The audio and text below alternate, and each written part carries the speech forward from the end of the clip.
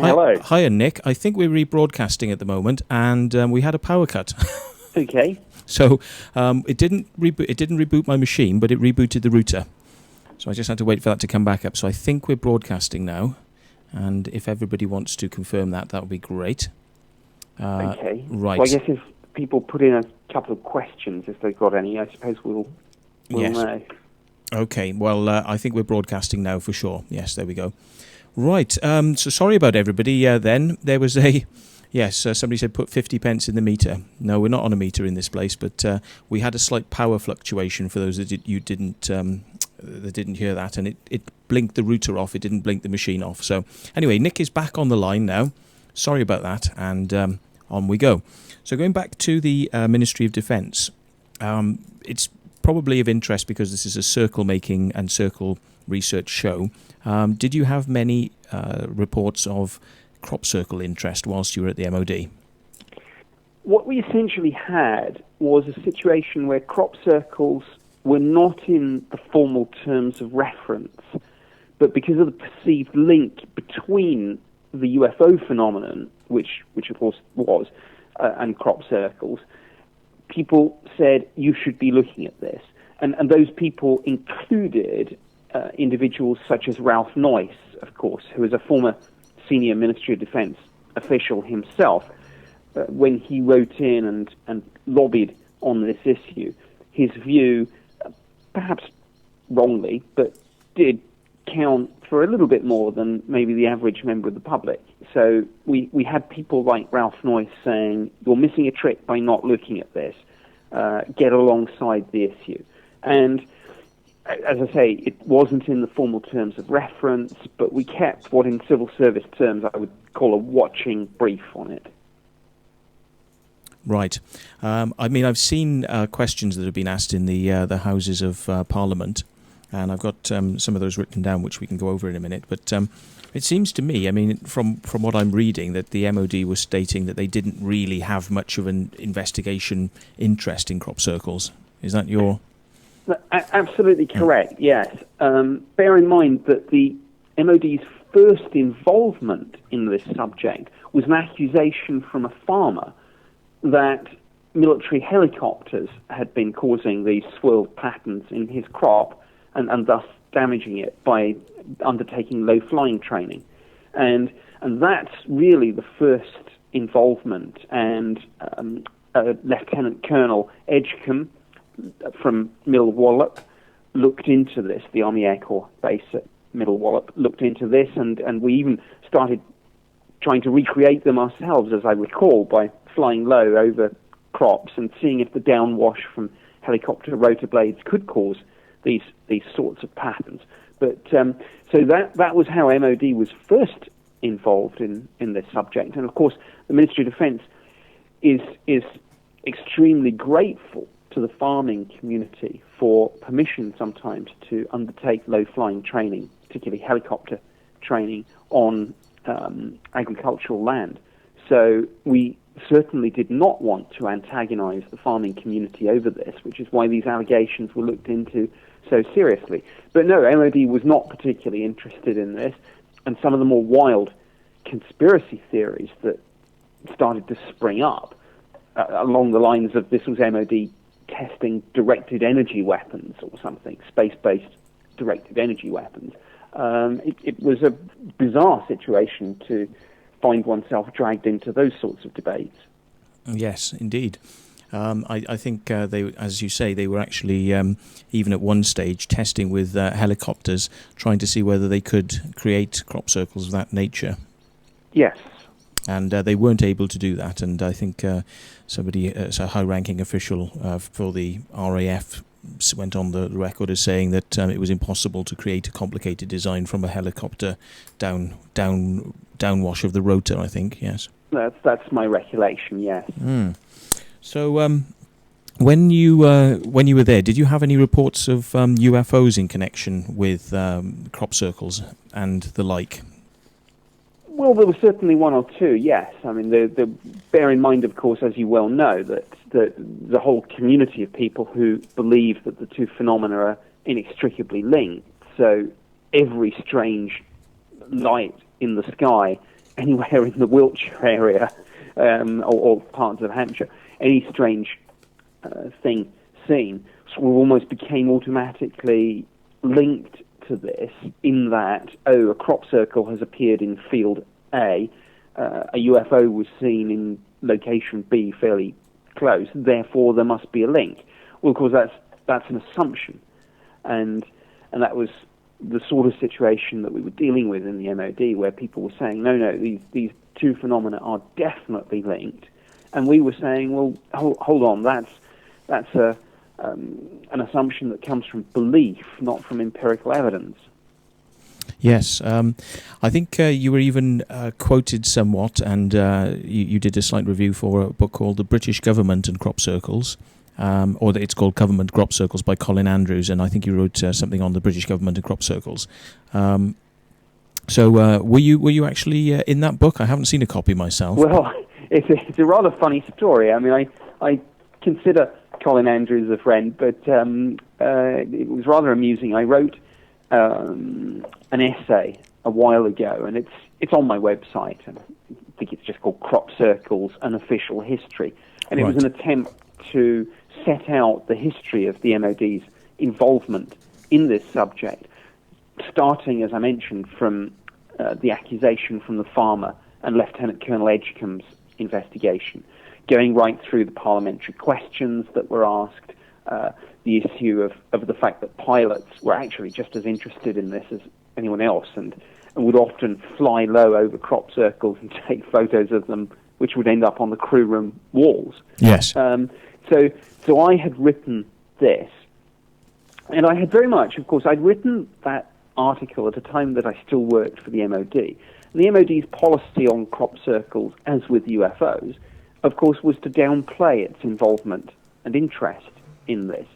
And I think Colin Andrews took that and perhaps extrapolated, I don't know, a step too far in suggesting that I was some sort of apologist for the Ministry of Defence on this issue, that what I was writing was disinformation. And his book, and I do have a copy, I must admit I've dipped into it but not read it. It was somewhat bizarre. There was a front cover image, of course, was him dressed all in light, as I recall, and myself in a dark suit. And it did look a little bit like a sort of deliberate juxtaposition of the forces of light and the forces of darkness. But I did, to be fair, I did apologise to him and say, look, in particular relationship to issues such as royal interest in this, I had downplayed the situation, just because that was always MOD policy. Right. So when you're saying downplayed it, simply because you're not supposed to sort of make those connections, even if they're there, they're not supposed to highlight them. That would be an MOD thing, to not make features about what the royals are up to. Indeed. I mean, with the royal family, one isn't supposed to be discussing what they are or aren't interested in anyway, or certainly those of us in government weren't. Right. And very much the view was that, we would just let this subject play itself out in the media and with the public and with the UFO community and the crop circle community, and we would try and take a step back. And I think the essay that I wrote was very much in line with that slightly hands-off policy. But that was seen by people like Colin Andrews and others as debunking and disinformation, and it really wasn't intended to be that. But I think very often when somebody doesn't have a background in government, things that people in government and the military and the intelligence community do can look a bit suspicious and odd, and people always read perhaps slightly more into these things than's actually ever there. Right. Okay. I mean, are you actually aware of, I think it's Prince Philip is a bit of a UFO person. I'm not stating exactly, how far he goes into these things, but I believe he's had UFO magazines sent to him in the past. He might have been a subscriber to Flying Saucer Review, something like that. I'm you're aware of that situation, and indeed the late Lord Hill Norton discussed it with me quite extensively. I used to brief him from time to time on the UFO issue, and he filled me in on the situation. But I still don't feel that it's particularly appropriate for me to discuss royal interest in this at any great length or depth. Mm.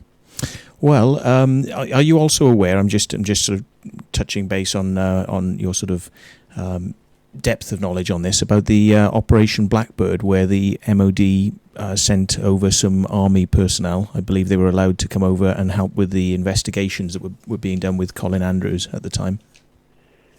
Yes, I'm familiar with that situation. I don't pretend to have the inside track on exactly what happened.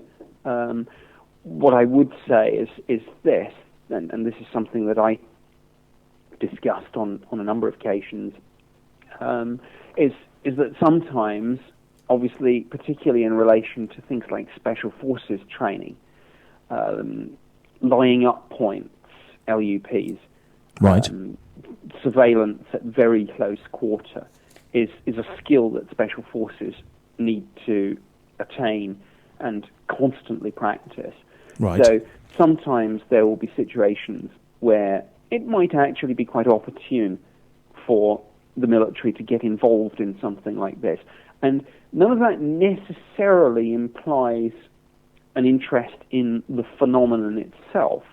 It's more perhaps with practicing those skills in terms of selecting and maintaining the integrity of a lying up point, close surveillance, those sorts of skills. But obviously we're skirting around now in relation to special forces with areas where I really can't get into any detailed discussion, as I'm sure you'll understand. Okay, I mean, I don't know specifically what a lining up point is. Are you able? A lying up point is basically LUP. Oh, right.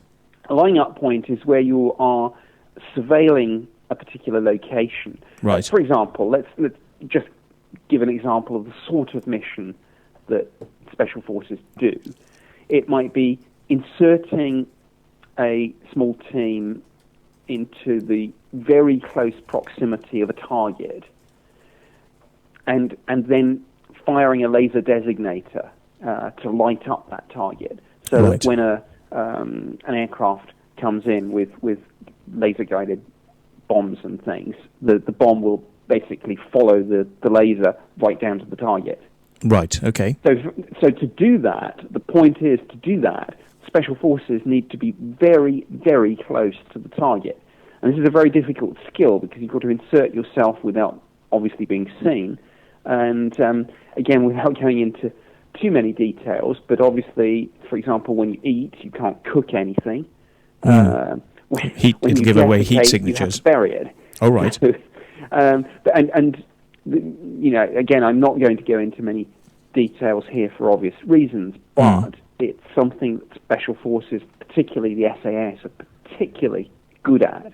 Yes. Getting really close to something, right under your noses. Camouflaged, even sort of crawling on all hands and knees, you know, sort of moving at 1 foot a minute, so they're not sort of found and that sort of stuff. That's a part of it, but generally speaking, any movement's bad. You find your optimum location and you just sort of bed yourself down there. Right. Okay. And these guys can be there for days, right under your nose. It's interesting you suggest this because, you know, in asking you about Operation Blackbird, you've come back there with this sort of, you know, need to kind of get in and do things under people's noses. Now, I mean, my recollection of Operation Blackbird was that the army actually came in openly and did sort of help with the investigations there. I mean, I could be missing some stuff out here, but are you saying that there was some element of covert behind the scenes kind of sneaking out there and being out in the area of the crop looking for stuff then, that these army personnel were actually hiding, watching for stuff, not just up at the base camp with the Operation Blackbird people? I'm not saying that was necessarily the case because I honestly don't know, but I'm suggesting that it's a possibility. Special forces tend to take opportunities, training opportunities where they come, and the idea of perhaps camping out right under the noses of the world's media and all sorts of UFO and crop circle enthusiasts and things might be a challenge. Yes, I'm sure. That would be a useful training opportunity. But as I say, it's only a theory. Well, what's interesting about that, I would have thought, would be that if some specialist people like that were hiding out in the field, they may have seen the people who came in and made the crop circle beneath the cameras, because there was a crop circle made. And if those army personnel had seen that, I'm kind of guessing to myself now, maybe they wouldn't have been able to have said they were there, so maybe they wouldn't have revealed the fact that they saw people coming in to make that crop circle as a possibility. What would you think to that? I would agree totally. If any of this was used in military and particularly special forces training exercises, there's no way any of this would have been discussed with the public. It would simply have been something kept completely in-house. So maybe somewhere in the MOD there's a file perhaps for release at some future time which might discuss that there were people there and knew a little bit more about that circle being created than what was said at the time. I'm sure the army personnel were kind of going, "Oh, isn't that interesting? We didn't know that. Oh, yes." But standing there next to Colin Andrews, and maybe they knew more about it than they were saying. Maybe, and maybe there's a file, or maybe there isn't. I mean, particularly, of course, that was before the Freedom of Information Act was enacted. But, right. Of course, very often, particularly with special forces and more highly classified areas, things aren't written down at all. Right. Yes. It's in that sort of shady world that almost comes down to like intelligence and things like that, whereby they don't really discuss intelligence and not necessarily keeping files on intelligence type work. Would that be? Indeed. Would that be sort of special forces training be classed almost like intelligence then? Do you think? It would certainly be very highly classified. Yes. Right. Okay. Interesting to know. Oh, well, we'll have to watch this space in 30 odd years' time then. Or hopefully sooner, if somebody bothers to look into the archives and say that this stuff can be declassified sooner, if it is there. Yes. Right, okay. Well, we've got a couple of questions from people in the channel, so what we shall do now is we shall hand over to the hostess with the mostest. This is Agent S, who we don't name because, I don't know really, because we can't be bothered.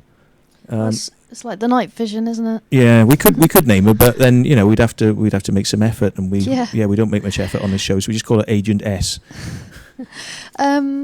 Right, we've got a question. I've got a couple of questions from Stuart Dyke. Does Nick believe there is a genuine phenomenon? Right. Well, I might have to kind of go back for a little clarification there. Are we talking about UFOs? Are we talking about crop circles? He's probably talking about crop circles there, I would imagine, and what they mean by that is... okay, well, I guess you are called CircleMakersTV. Do you know Stuart Dyke? He's the Crop Circle Connector, one of the people that does that, their website. Right. Yeah. Is there a genuine phenomenon? Well, probably not. It's probably just people. With the small exception of things like mini whirlwinds, which can occasionally swirl something very small and asymmetric, but certainly not any of these complex patterns, which I'm totally convinced are essentially made by folk, not by you've got no aliens, beliefs. not by Gaia, not by space-based directed energy weapons. You've got no beliefs at all of anything supernatural? In relation to crop circles, probably not. Okay. Right. Okay, well, there's your answer, Stuart. If you've got any more specific questions, re-ask, and we'll definitely put them across for you. A gentleman called Keith Walklin says, Nick, are you still bound by the Official Secrets Act? Yes, absolutely. The Official Secrets Act, you sign on your first day in government service. On your last day of government service, you sign effectively a reminder form saying that you understand and accept that even though you're leaving government, it binds you for life. So yes, very easy question to answer. Right, okay. I seem to remember doing something like that myself, although when I left, I kind of thought, fuck you. Sorry, I've got to have to say. Yes, because I didn't really get on very well with my employer. Yes, so yes, you are kind of tied, but as things come out from official sources, when they come out ahead of time, then it seems as if you may be then released from your obligations to not discuss those things, because I noticed that on certain issues that we've had contact, myself and you, Nick, in the past, now that things have been revealed in the Public Records Office about departments like DSTI and Air Intelligence having perhaps had a little involvement in UFOs and other things, that you're now kind of free to talk about that a bit more than you were at the time.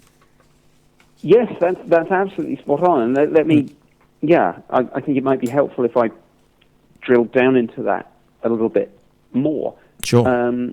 Effectively, yes. When the government itself decides to reveal something under the Freedom of Information Act, most times, of course, then of course it's not as if the Official Secrets Act magically disappears, but it is the fact that the government itself has revealed this, and the release of the MOD's UFO files is, of course, the classic example of this. The MOD is coming up to the end of a 4-year program to declassify and release its archive of UFO files, some of which I wrote, and I've been involved in this process. I pop up, of course, as a spokesperson every time these things are revealed. Sure. And the point is, I can't preempt what the government does. In other words, I can't say what's going to be in the next batch. But when a batch is released, and of course we had the 7th batch released on, I think it was 3rd of March, of course I go on to BBC News and goodness knows where else to talk about all this and to say, yes, this is what we had, this is what we thought, this is what we knew, this is what we believed, this is what we didn't believe. So yeah, that's an ongoing process, and every time the government itself reveals something, of course I can talk about it. Okay, well, just to follow on from that a little bit, with respect to government documents, I think I might have asked you in the past, had you had a sort of interest to go into a lot of the historical documents when you were there at the MOD and look back through some of the old stuff? And I think you suggested to me at the time, not back into the historical files, but I mean, when these new files become available, is this basically the first time you've got to see them, or did you actually see some of these when you were there but couldn't talk about it? No, I did see most of them. I mean, the material that I hadn't, generally speaking, seen, although I've heard about a lot of it, is actually the more recent material. I mean, I suppose that might be counterintuitive to some people, but of course the point was that after I left the UFO project in 1994, this became somebody else's responsibility. Yes. So actually, yes, of course, I saw the more historic material, but it's the material from 1994 to 2009 that, in a sense, I'm less familiar with, although I sort of obviously have an overview of it. But right. Yes, I did, obviously, when I was doing the UFO job between 1991 and 1994, there were effectively two sides of it. There was the day-to-day business of investigating newly reported sightings, but there was going back through the archives, doing trend analysis, cold case reviews, that sort of thing. Generally speaking, of course, we couldn't really discuss this. I mean, all of this was, of course, before the Freedom of Information Act was passed. And as you well know, and as you're probably going to pick me up on, call me out over, of course, when you asked me, when I was doing that job, things like, are the defence intelligence staff involved in this? I would either have to deny or do a no comment. But of course, I was in and out of their offices almost on a daily basis. Right. There you have it, folks. Well, I'm quite glad in a way, because I always suspected that possibly that you knew more than you could say, and it was an awkward time, obviously, to be asking you questions and not be receiving responses. But it's a good thing now that all this has come to pass and that this information is out there. So yeah, well, it was a very awkward situation because, of course, the UFO project was one of the few parts in MOD, which, of course, is an inherently closed and secretive organisation, where there was actually a phone line where you could call in and actually speak to someone, i.e. me. And so I was in an incredibly difficult position doing that job, with an extremely high security clearance, trained to say little or nothing, and yet a lot of what I had to do was interact with the public on it. And bear in mind, of course, as I say, this, and sorry to repeat myself, but it's a very important point. This was years before the Freedom of Information Act came into force. So it was a almost unique situation in MOD that you had a situation where, for example, defence intelligence staff was involved, and yet some poor individual, i.e. myself, had to pick up the phone and speak to people about these issues. I was in an incredibly difficult position.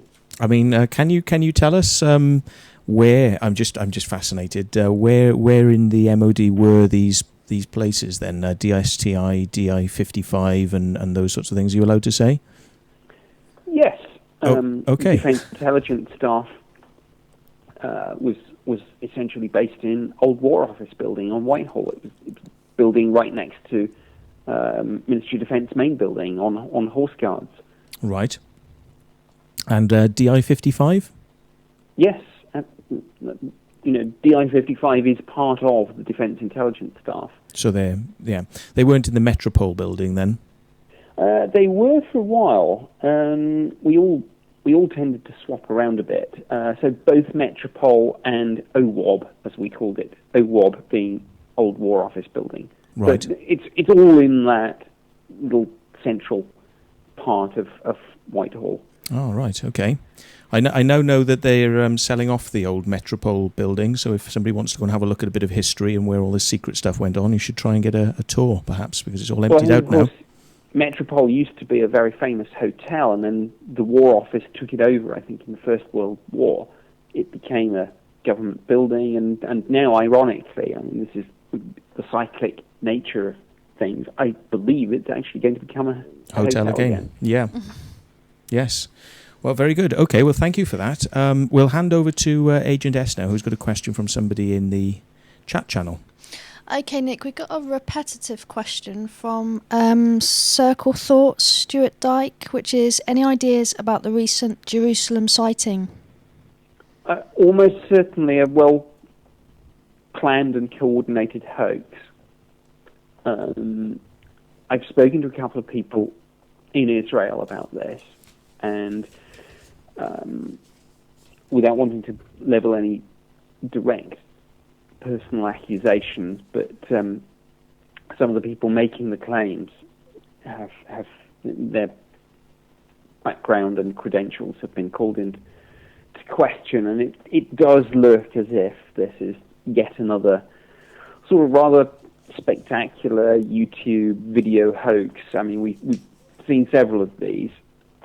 They go viral on the internet every few months. We had the M5.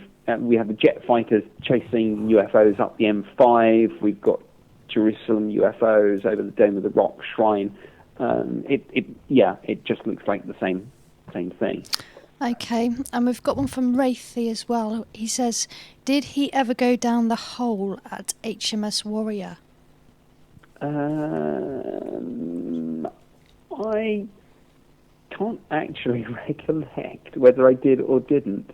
I'm very sorry to sound so vague. What is HMS Warrior?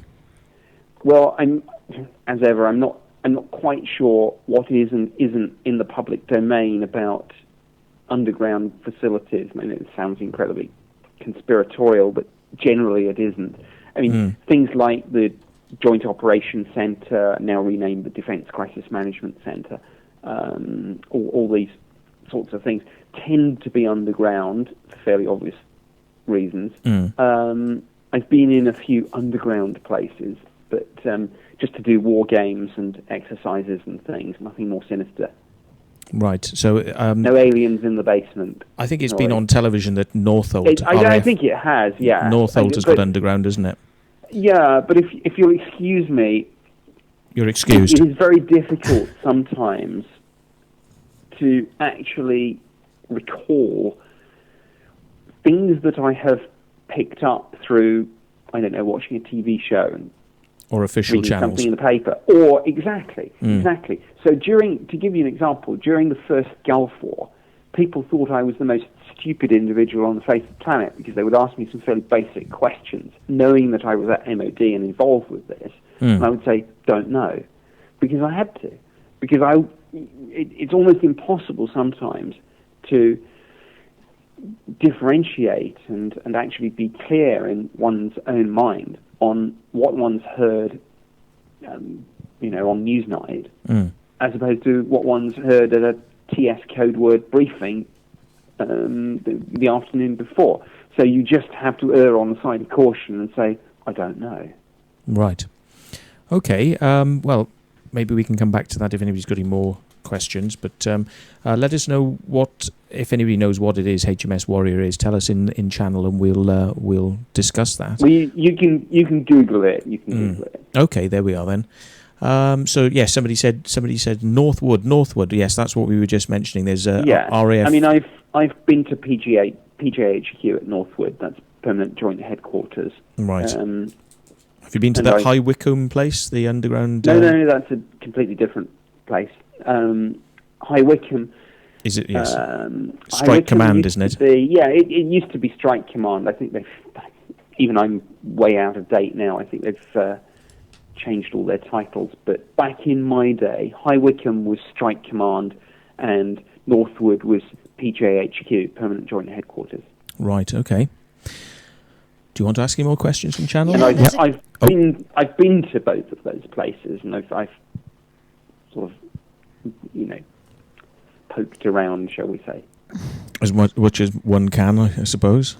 Yeah. Well, I mean, I say poked around. What I mean is I've actually been working, not permanently based there, but I've gone on familiarization visits and to do things like war games and exercises and briefings and such like. Right. There's one from Andrew Perker. Hi, Andrew. Nick, who funds your work now? Who funds it? Well, no one funds it. I work essentially as a journalist and broadcaster. So if I do something for the BBC will pay me. If I do something for, if I write an article for a national newspaper, they'll pay me. If I do some promotional work for a film company, they'll pay me. So there's no as a freelance author, journalist, and broadcaster. There's no single paymaster. Right. Okay. I think they probably just want you to admit that you're working for MI5 or something now. Well, someone mentioned Rothschild, so. The Rothschilds. Do the Rothschilds pay you? Well, that would be very nice, but sadly they don't. And you wouldn't be able to tell us if they did? No, I wouldn't. Yes. Okay. Now everybody will take that seriously now, but not everything on this show is serious, folks. But maybe Mr. Pope is, but I certainly am not. Right. Well, my question would be, I suppose, from the the point you just made about going to underground bases is then, if one does war games, then that would make me think that if there was a real serious situation, that you may have been one of the people who would be called in to actually do the real thing, because you would be asked to, go underground and live in a bunker if something serious happened. Yes, that's probably true. But bear in mind that most of what I was doing in these war games was effectively just being a briefer. Right. To give you an example, I'll give you a real-world example, because actually, of course, the war games are only exercises to prepare you for the real thing, and I've done both. So let's cut to the chase and do the real thing. Right. In the first Gulf War, for example, I worked in the Air Force operations room in the Joint Operations Center, and my job was basically, I was the only civilian in a small cell of Air Force officers, and most of what I did was getting raw data about things like missions that we'd flown against the Iraqi regime, battle damage assessment, whether or not we'd suffered any casualties ourselves. And I would have to take this raw data and distill it down into the essential points for ministers and the service chiefs. Right, okay. So much of what a civilian does in the MOD when you're doing war games and things is you're practicing those sorts of things, and then obviously one doesn't relish a war, but when it does come to something like Gulf War or Kosovo, something like that, you find yourself doing this in real time, and you're basically a briefer. Right, okay. Well, it's very interesting. So what we've got to basically remember then is if there's World War III, then maybe Nick's got a free ticket down to the bunkers, and we've got to get round your house straight away and chain ourselves to your leg, and then we'll be okay then. Unfortunately, now I've been out. I'm out of date now. My knowledge of procedures, standard operating procedures, doctrine, tactics, etc. is I don't know, 5 years out of date now. So sadly, I will not be getting an invitation. So to the bunker. Oh dear, you'll have to become irradiated with the rest of us then. I will just have to kind of slum it with the common herd and hope for the best. Yes, discarded into the street. No longer MOD. But okay, well, I just should say to people who are watching in the video thing that if you notice, we've got another guest in the studio tonight. He's become a little bit of a mascot of ours now. We've got Mr. Glickman, who's actually sleeping at the moment. He's sleeping on my bed. So you probably have to tune into the channel to kind of get what's going on with these little in jokes we've got. But Mr. Glickman is there on the bed, and he's listening in intently, I think. But he's not doing very much. Not if he's asleep, he isn't. Well, I think he's just pretending not to move. He doesn't want to become part of the program tonight. So anyway, we've got some more questions. Over we go to the questions then. Can we do a couple more? You can. Wraithy says, could you populate the idea that the planet's ionosphere is currently attracting electrically charged life forms? Would you? Go on. How much money do you want, Nick? I'm absolutely stumped on that. I have no recollection of doing any such thing. What I would say is that obviously I was involved in the setting up, though not the writing, of something called Project Condign and the consequent Condign report. Sounds a bit rude, that, but... Well, it suggested that exotic atmospheric plasmas might be an explanation for some UFO sightings, but the idea, I don't know, bioforms, I mean, it sounds like something harking back to Trevor James Constable and Wilhelm Reich or something like that. I mean, it's really not my field at all. Okay, right. We had another question I wanted to get in for Sonia. Nick, do you think that Rendlesham Forest incident was real? Rendlesham Forest. Sorry. Yep. It was undoubtedly real, but what it was, I don't know. I mean, this is obviously Britain's best known and arguably most compelling UFO incident, multiple witness sighting involving military personnel, predominantly United States Air Force, security police and law enforcement personnel based at Bentwaters and Woodbridge in Suffolk. But what they saw, none of us know. I mean, we've just passed the 30th anniversary of this case. There's huge controversy. There's all sorts of different theories being bandied around. Bottom line is, we don't know. Something happened, something which neither the Ministry of Defense nor the United States Air Force was able to satisfactorily resolve. But whether this was, as some people believe, extraterrestrial, intertemporal, interdimensional, or just something else exotic but maybe quite prosaic, unknown. Okay. Somebody's saying Operation Lightning Strike, which I believe is the name of one of your books. We could go on and have a little chat about your writing career and mention some of your books. That might be a good idea, is it?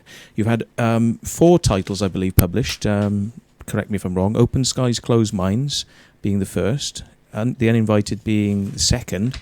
Operation Thunderchild, which is described as being a novel, a fiction novel, and Operation Lightning Strike, which again is another fiction novel. So I believe that's the books that you've written. That's correct. Yeah, you haven't written any more then? No. People ask me whether I've got any plans to write any more. I'm pretty much concentrating on television work at the moment, so it's a little bit difficult to find the time to write a book, which, in my experience, has taken me between 6 months at the least and a year at the most. Right. But to go back to the question, Operation Lightning Strike is my second sci-fi novel. What I decided to do, having written in a non-fiction way about UFOs and alien abductions, was to try my hand at sci-fi, which I've always been a fan of and enjoyed. So, having had obviously very good contacts with a major UK publisher, I decided to submit a synopsis for a sci-fi novel. I was offered a 2-book deal, and Operation Thunderchild and Operation Lightning Strike was what came of that. And what I was trying to do with those books was to write something that was as much techno-thriller as sci-fi. In other words, you could almost take the aliens out. I mean, these were alien invasion stories, but they had to stand up in terms of military strategy and doctrine and tactics, in terms of the way in which government works in a crisis and in a war. So it blended material that I'd come across on MOD's UFO project with more general sort of security and warfighting and political points that I picked up in my wider MOD career. That was why these 2 novels actually had to be vetted by the Ministry of Defense before they were published, which I think, for science fiction novels, is absolutely without precedent anywhere in the world, ever.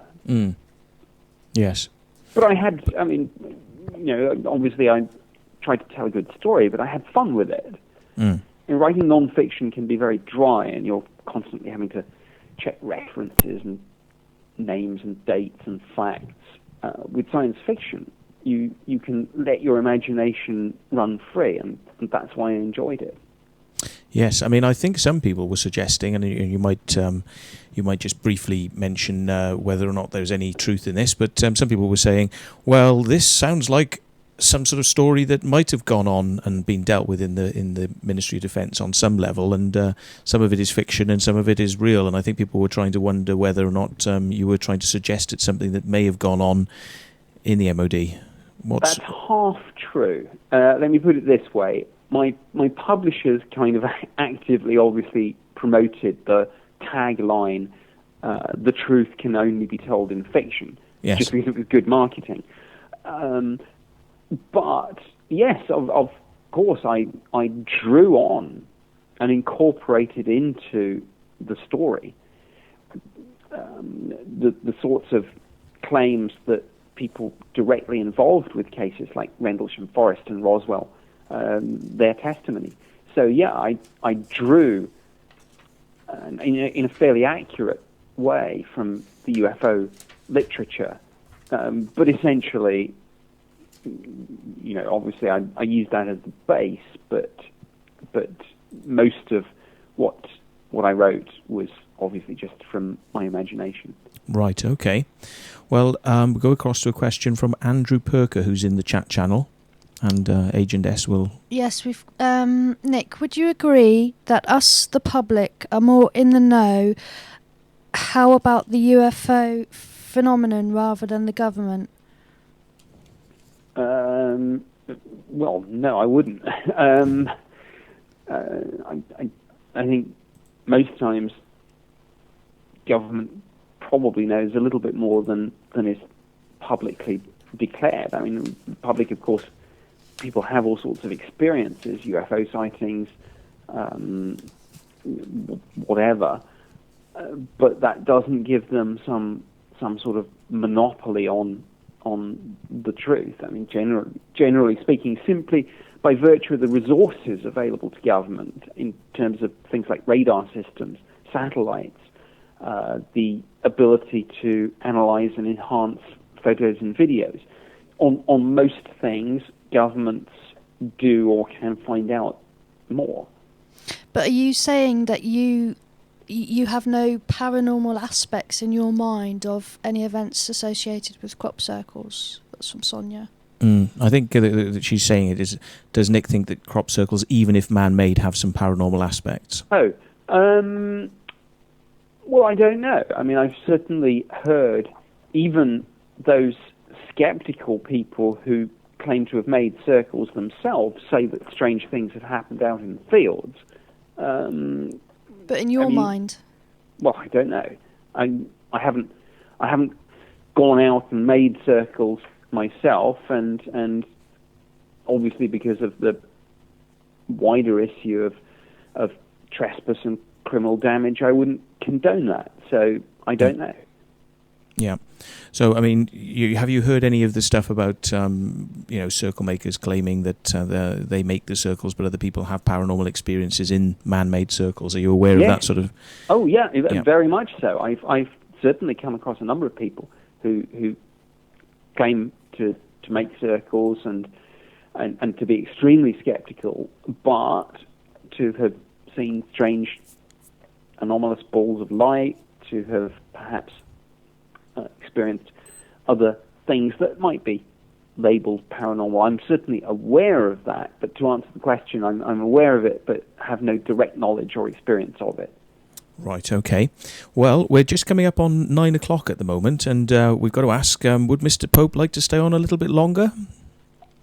Yes, I'm happy to stay on for a little bit longer. Okay, well, thank you very much. We'll see how things run. See how it pans out. We left things somewhat open, so I'm happy to carry on for a little bit. Okay, well, what we can do is, because we can break the show up for a little bit, if you want to pop off and get yourself a cup of tea or something, we can.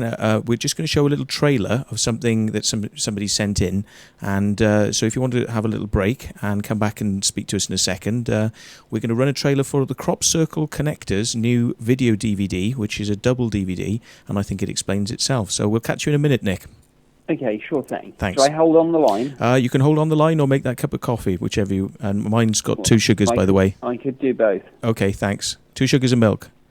I might have something stronger. Okay, all right. Speak to you in a sec, Nick. Right, we'll fade Nick down so he can still hear us, but we can't hear him. And this is the trailer for the Crop Circle Connectors video. Oh, is that not doing it? Oh, well, let's try this one. Crop Circle Connector is proud to announce a special double bill DVD. The first production features many of the most meaningful crop circles to appear in the 21st century. The second production is an exploration and in-depth survey of the 2010 season. Crop Circles of the 21st Century and Circles 2010. We take you on a 21st century odyssey where you can clearly see the relationships and meanings between the formations over the years. It is an illuminating experience to see so many circles grouped together in this meaningful manner. The music soundtrack by the Response Collective evokes the spirit of the crop circles. This is a revealing and groundbreaking event. Crop Circle Connector celebrates crop circles of the 21st century. This, together with our second production, Circles 2010, makes our double bill DVD one to cherish.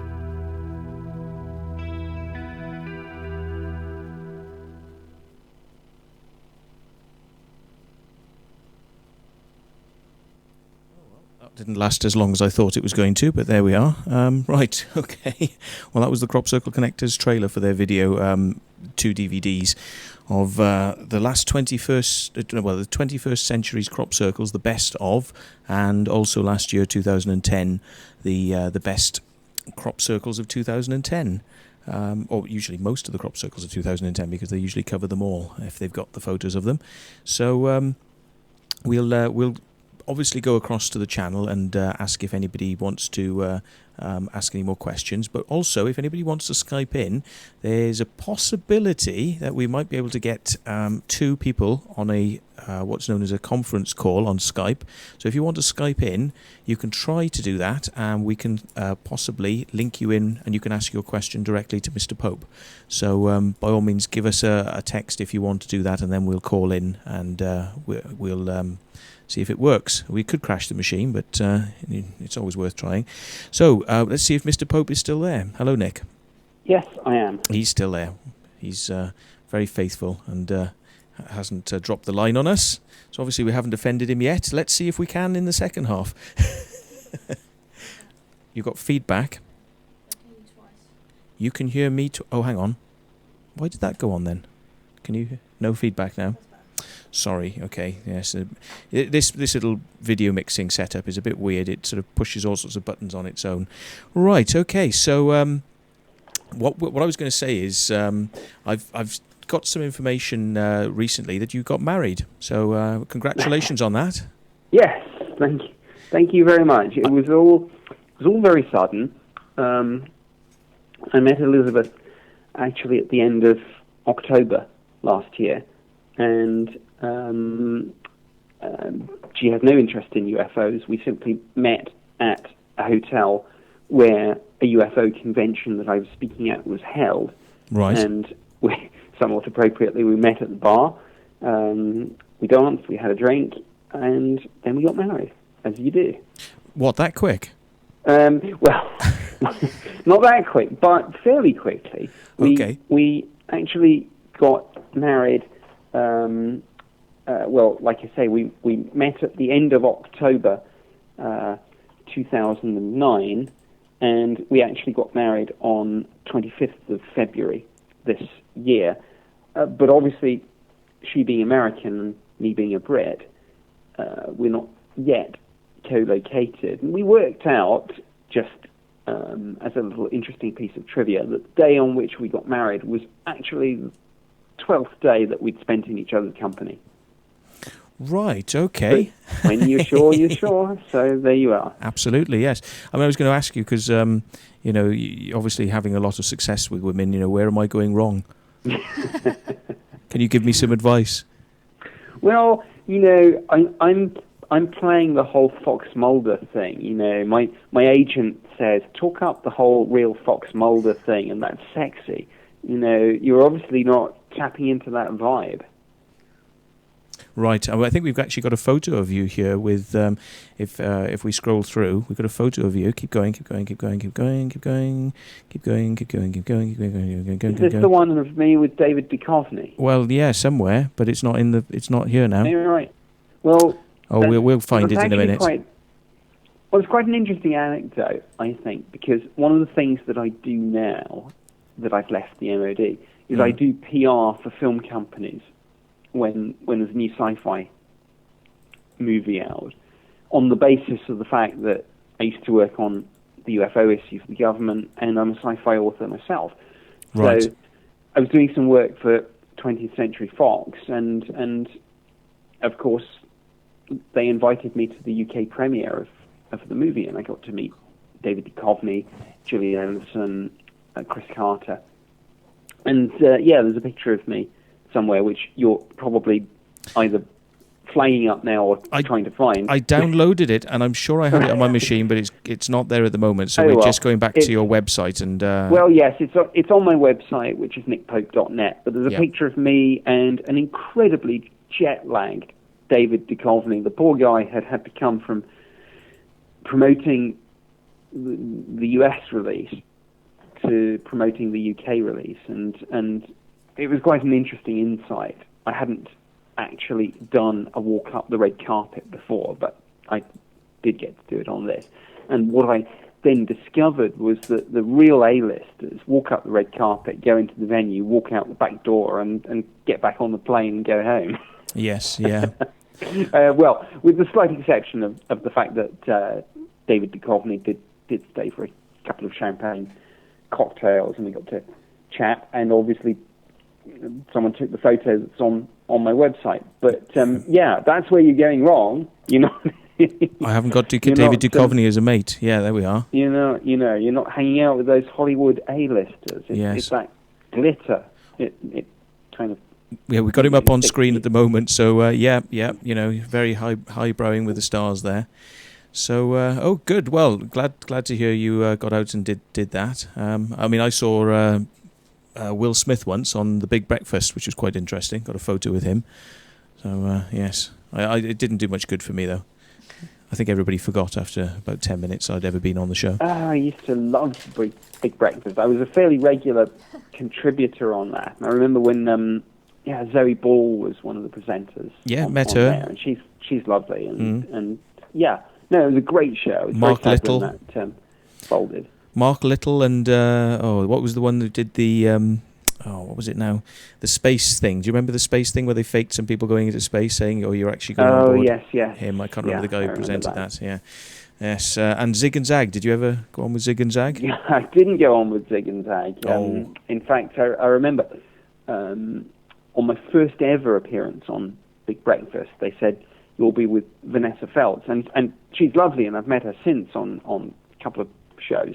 But then when they said you'll be interviewed by Zoe Ball instead, I felt that was, that's kind of cool. Yeah, she's twice the woman I could ever be. Very, very large, very large personality. Anyway, I'm happily married now, so I'm not going to get into a discussion about the relative merits of various female TV presenters and celebrities. I know, it's not as if there's enough photos of you with them on your website, Nick. Okay. Right, have we got any questions in channel from anyone? We do. I just have to locate one. What about Sonia? I wasn't sure if I asked that question. If, as you say, Nick, there seems to be something going on in man-made crop circles, then why hasn't that been investigated more? I honestly don't know. I think one could level a criticism at the UFO and the crop circle community itself and say maybe there's a lack of scientific methodology there in terms of, for example, double-blind experiments where you take samples of the crop from within a formation and from without, ditto with soil samples, search with metal detectors. But in all of this, of course, I would stress that this must be done with the permission of the landowner, and it's essential to get the cooperation of the farmer if you want to do this. And of course, many people in the farming community are extremely aggravated by this and regard it as trespass and criminal damage. But if you do get farmers who are prepared to work on this issue, then let's, in looking into this, apply a scientific methodology. I'm kind of interested now because earlier on you sort of suggested to us that when there are things that you may not be able to say and you can't remember whether you heard them on television or whether or not you heard from an investigation of some description or something that you knew about but may not be able to talk about, that you might use the terminology, I don't know. Now, you just said a couple of seconds ago when we said, has this been investigated more? And you said, I don't know. And I'm thinking, maybe I could read into that. Well, maybe you could, but most times I don't know means I don't know. Okay, most times. Yes, okay. Leaves it open for an investigation of its own, I think. I think I saw that one of the first crop circles that you saw was apparently with the dolphin pictogram that appeared near Lockridge. And that was when you first joined. I think it was written up on your nickpope.net site. And also we should bring that up on screen. Perhaps we'll put the little link for your site. It's www.nickpope.net. So this is where we're getting this from. So yes, you saw when you joined the department, Air Staff 2A, I believe it was, wasn't it? Your department? Secretariat Air Staff 2A. Yeah. That was one of the first. I call it the UFO project simply because does what it says on the tin description. Yes. Talking about Sec AS 2A will be meaningless to 99.9% of the population. So UFO project says it better. Yes. So I'm just interested, in a bit of history, but maybe about yourself then, really. Prior to going in to the MOD, what was your interest in UFOs and maybe even crop circles? Did you used to read books on this subject prior to taking up that position, or were you somebody who literally didn't know much about this at all? I knew very little. I had an interest in sci-fi. I probably, as a child, read, because my parents were quite classically minded, H.G. Wells. I read The Time Machine and The War of the Worlds. I was quite interested in Asimov and Frank Herbert, for example, the Dune novels. But yes. But I had no knowledge or interest in UFOs. I think my only exposure to the issue before being posted to the UFO project was having read Charles Berlitz's book, The Bermuda Triangle, which contained a chapter on UFOs. Right. So that was about as far as it went. Right. Okay. I mean, to me, this in 1991, when I was given this job, this was just another government post. And bear in mind, I had very mixed feelings about even taking the job. I was very ambitious at the time, and sorts of jobs that young ambitious people in MOD wanted were obviously the posts in ministers' offices. You wanted to be APS, Assistant Private Secretary, in one of the Undersecretary of State's offices. Those were the posts that you wanted to get if you really wanted to make your mark and get on. So when I was told you'll be doing the UFO job, obviously part of me felt, well, that's kind of interesting. But part of me felt, my goodness, am I going to get tarred with this brush of having done the nut job post? What's this going to look like on the CV? Yes. Okay, well, I mean, I suppose, did anybody sort of say to you, look, Nick, you don't really want that because it might be something that will kind of slow your career chances down, or do they just let you make up your own mind about it? The latter. It was my call. I was offered the job and I took it to a large extent because the job that I'd been doing beforehand, I had been getting increasingly disillusioned with. It was a large part of the job was just it was a combination of writing briefs for senior military personnel visiting Air Force bases and dealing with the issue of Air Force accidents, which was always pretty depressing, obviously, because it usually involved death or serious injury. Okay. Now, I don't know what you're going to say to this question. You can answer it or you don't have to. It's entirely up to you. This is something from the channel, but it says, ask him if he's ever seen a UFO as a child. No, I haven't. Well, there you are then. The second half of it said... I'd love to. I Yes. mean, don't get me wrong. I mean, I would love to. And if I could tell a slightly personal anecdote, on one occasion I had an incredibly realistic dream that I was driving a car over a suspension bridge, and all the traffic was stopped and backed up, and everyone got out of their cars and was looking out and looking up, and there was this huge triangular-shaped UFO. And I thought, and this was years after I'd done the UFO job for the MOD, I thought, my goodness, I've seen one at last. At last I've seen one. And then I woke up and I was so disappointed. It was like, no, it's just a dream. So, yeah. Okay. I'm not sure whether or not you wanted to discuss some of this stuff, but I know you mentioned in one of your books that I read that there was a missing time experience where in the United States where it appeared you'd gone in a car through a large distance of desert, or you'd been driving for a long period of time, but when you actually sort of looked at the time, it seemed like not much had passed, and also you'd have had to have passed a toll booth and paid for a ticket. And well, I've seen all sorts like of stories about myself written on the internet in relation to experiences I may or may not have had, but... was that not in one of your books? It was in one of my books, but it was not my experience. It was actually someone else's. The circumstances around that story are complex, to say the least. Ah, so you were writing about somebody else's experience, not your own? I was protecting someone's identity, as I always have to do when I deal with these issues. I see, okay.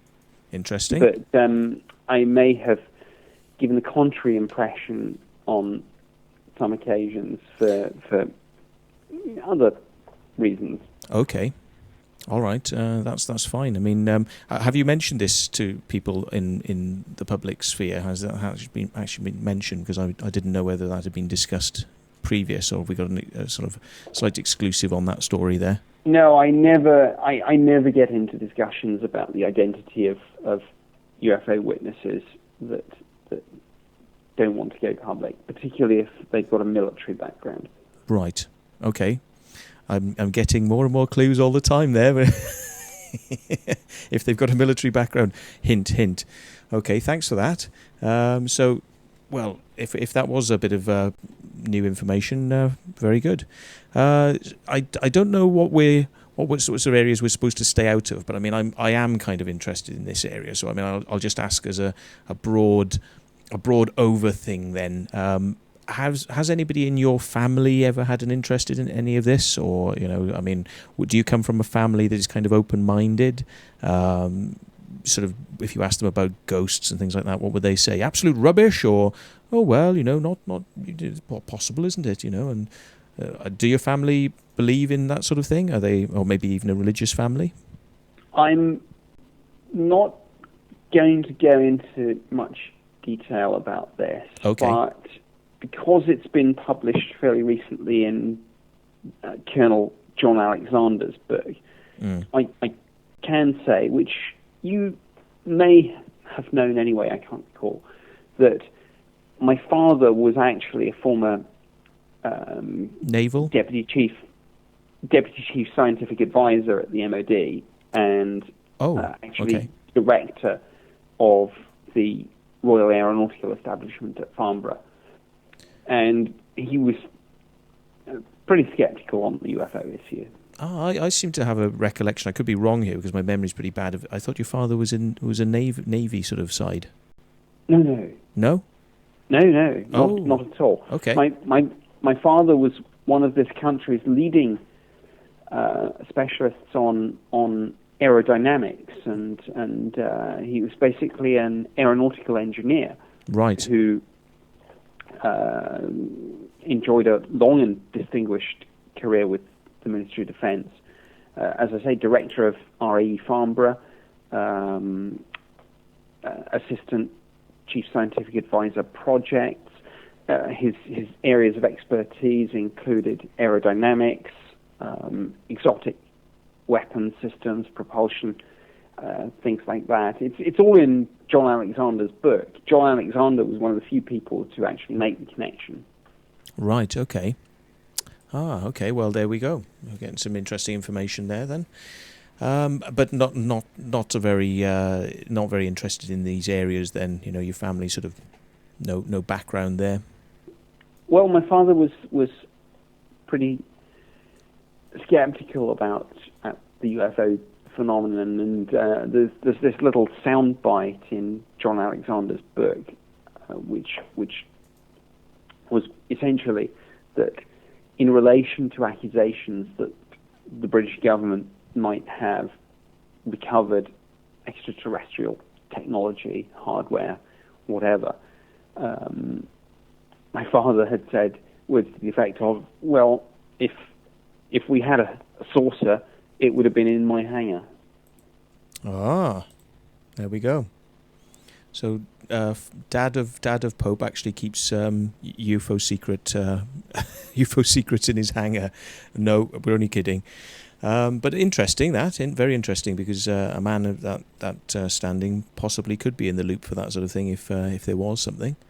Well, and that's exactly the point. And when someone like my father says, look, actually, and bear in mind, chief scientific advisor in the MOD is always an outside appointment from academia. Right. The real senior position is always the deputy chief scientific advisor, because that's the government insider that's done that for 40 years. Right. And if there were crashed saucers at Farnborough or dead aliens at Porton Down, well, my father was in charge of both those facilities. Mm. Well, does that mean that in 30, 50 or 100 years' time, well, maybe 100's a bit long, but, 30, 50 years' time, your dad might sort of turn around to you and say, you know what? We did. Well, I couldn't tell you. That would be a little bit, kind of scary, because he died several years ago. So sadly, he will not be turning around to me and saying that in a few years' time. But, Sorry. If papers are ever discovered in which his name is linked to any of this, and if it does turn out to be true, I'll be very disappointed. I'll say, Dad, you didn't level with me. Be like, Dad, you knew it was my job. You knew all the time, and you didn't tell me, and I was just, oh dear. I will be very disappointed. Well, maybe he's left a secret box for you somewhere, and you have to find out where it is and dig it up. Maybe there's a clue there somewhere. Under the rose bush in the third, yeah. Anyway. Yes. Okay. Well, interesting, sort of speculation there, but not necessarily factual information. But I'm sure some people will start spinning that one out now. So, okay, what have we got in channel then? Let's go across. I've got another one from Wraithy. Does he know Air Vice Marshal Derek Han? Han? H-A-N-N? Yes. Or H-A-N-D? Double N. I think I do, actually. I can't remember where the heck I know him from. I think he might have been an ACAS, Assistant Chief of the Air Staff, that I had dealings with at some time. But and sort of apologies if this sounds a bit vague, but having done 21 years in the Ministry of Defence, you meet so many people, generals, admirals, air marshals, etc. But I'm fairly sure he was either an ACAS, which is Assistant Chief of the Air Staff, or AMP, Air Member for Personnel. In fact, I think on recollection, he might have been the latter. He might have been AMP, in which case I, during one of my MOD tours, was his briefer on various personnel issues. Right, okay. Well, Wraithy, if you've got... But that's a very interesting insider question, because that's not a name that I've heard in a while. Well, I think Wraithy just says at the bottom of the chat channel, he just says he's right. So maybe it's somebody that this gentleman Wraithy knows. Maybe he just wanted to check whether you really are who you say you are. And well, I hope I am who I say I am. Yes. Okay. We've got Andrew Perkins asking, well, do you want to ask? Yeah, sure. Yep. Nick, are you still asked to investigate UFO cases by the government? No, I'm not. No. Very No, he simple answer doesn't on that work. one. No. Doesn't work for the government anymore. Once you're out, you tend to be out. I do get invited back for the occasional retirement do, Christmas party, cocktail drinks, but no, they don't say to me, Nick, old boy, come back and get back in the saddle and look at this case. What do you think? No. Well, I mean, don't take this the wrong way, but it seemed like your public speaking on it at times might have been a little bit of a sort of sore issue to some in the MOD. What would you say to that? I mean, they tolerated it, didn't they? And just about allowed publishing of books, but it's not something they normally like somebody inside to do, is it? No, publishing books is there's a certain sort of not quite one of us vibe about all that. I've never been a whistleblower, and I would never break the Official Secrets Act. So I'm I always play by the rules. But even so, yes, you're quite right. There is this, as I say, this certain not quite one of us, not the done thing about writing books, especially given that I was still in service. All four of my books were actually written whilst I was still working for the government. Right, okay. Well, and a very interesting question has come up from Keith Walklin in channel, and he says, Nick, do you believe Gary McKinnon discovered non-terrestrial beings at the head of military forces in the USA? I don't know. That is a very interesting question, and I'll obviously have to be careful about it because legal proceedings are ongoing, and generally speaking, one shouldn't discuss such matters while the legal process is still going on. The fact that he has Asperger's syndrome is interesting and difficult because things that you and I might think, oh well, you would do this, you wouldn't do this, don't apply in the Asperger's world. I mean, one of the big issues is, well, if you found this, why didn't you print it off? Surely we only have your word for this, and that doesn't really compute in the Asperger's world. My own view, I don't know. It's very difficult to call. I haven't met him. I think the case has dragged on long enough. I hope that behind the scenes a deal's been done and that various people in the US government are maybe coming around to the view that let's get this guy to give us a tutorial on beefing up our internet security and let's drop the charges against him. I think he's clearly suffered enough. I mean, has anybody? I don't know whether you could comment about this, but I mean, are you aware of any hacking attempts like that into the British Ministry of Defence and their systems, looking for UFO stuff? I'm not. I mean, I wouldn't be surprised if it's happened. My own view, and I say this as someone whose last job in MOD was actually in a security role, is that actually we should not be hunting down and persecuting these hackers and putting them through the judicial system. Actually, what we should be doing is saying, hey, these people are actually rather brighter than we are. Let's use them. Let's kind of try and get them on side and get them to do a sort of health check of our systems. So rather than prosecuting people like Gary McKinnon and trying to throw him in jail, actually what people should be doing is saying to him, can you have a look at our systems, see if you can hack in? If you can, tell us how we can stop people doing that, and let's be friends. Yes. I think that's a very sensible position. And and you know, I won't say too much, but I'm sure that's maybe what's going on. I mean, you know, there's a body of people who want to throw the book at hackers, to send a message, to deter people, but the really smart people will be saying, you know, let's talk.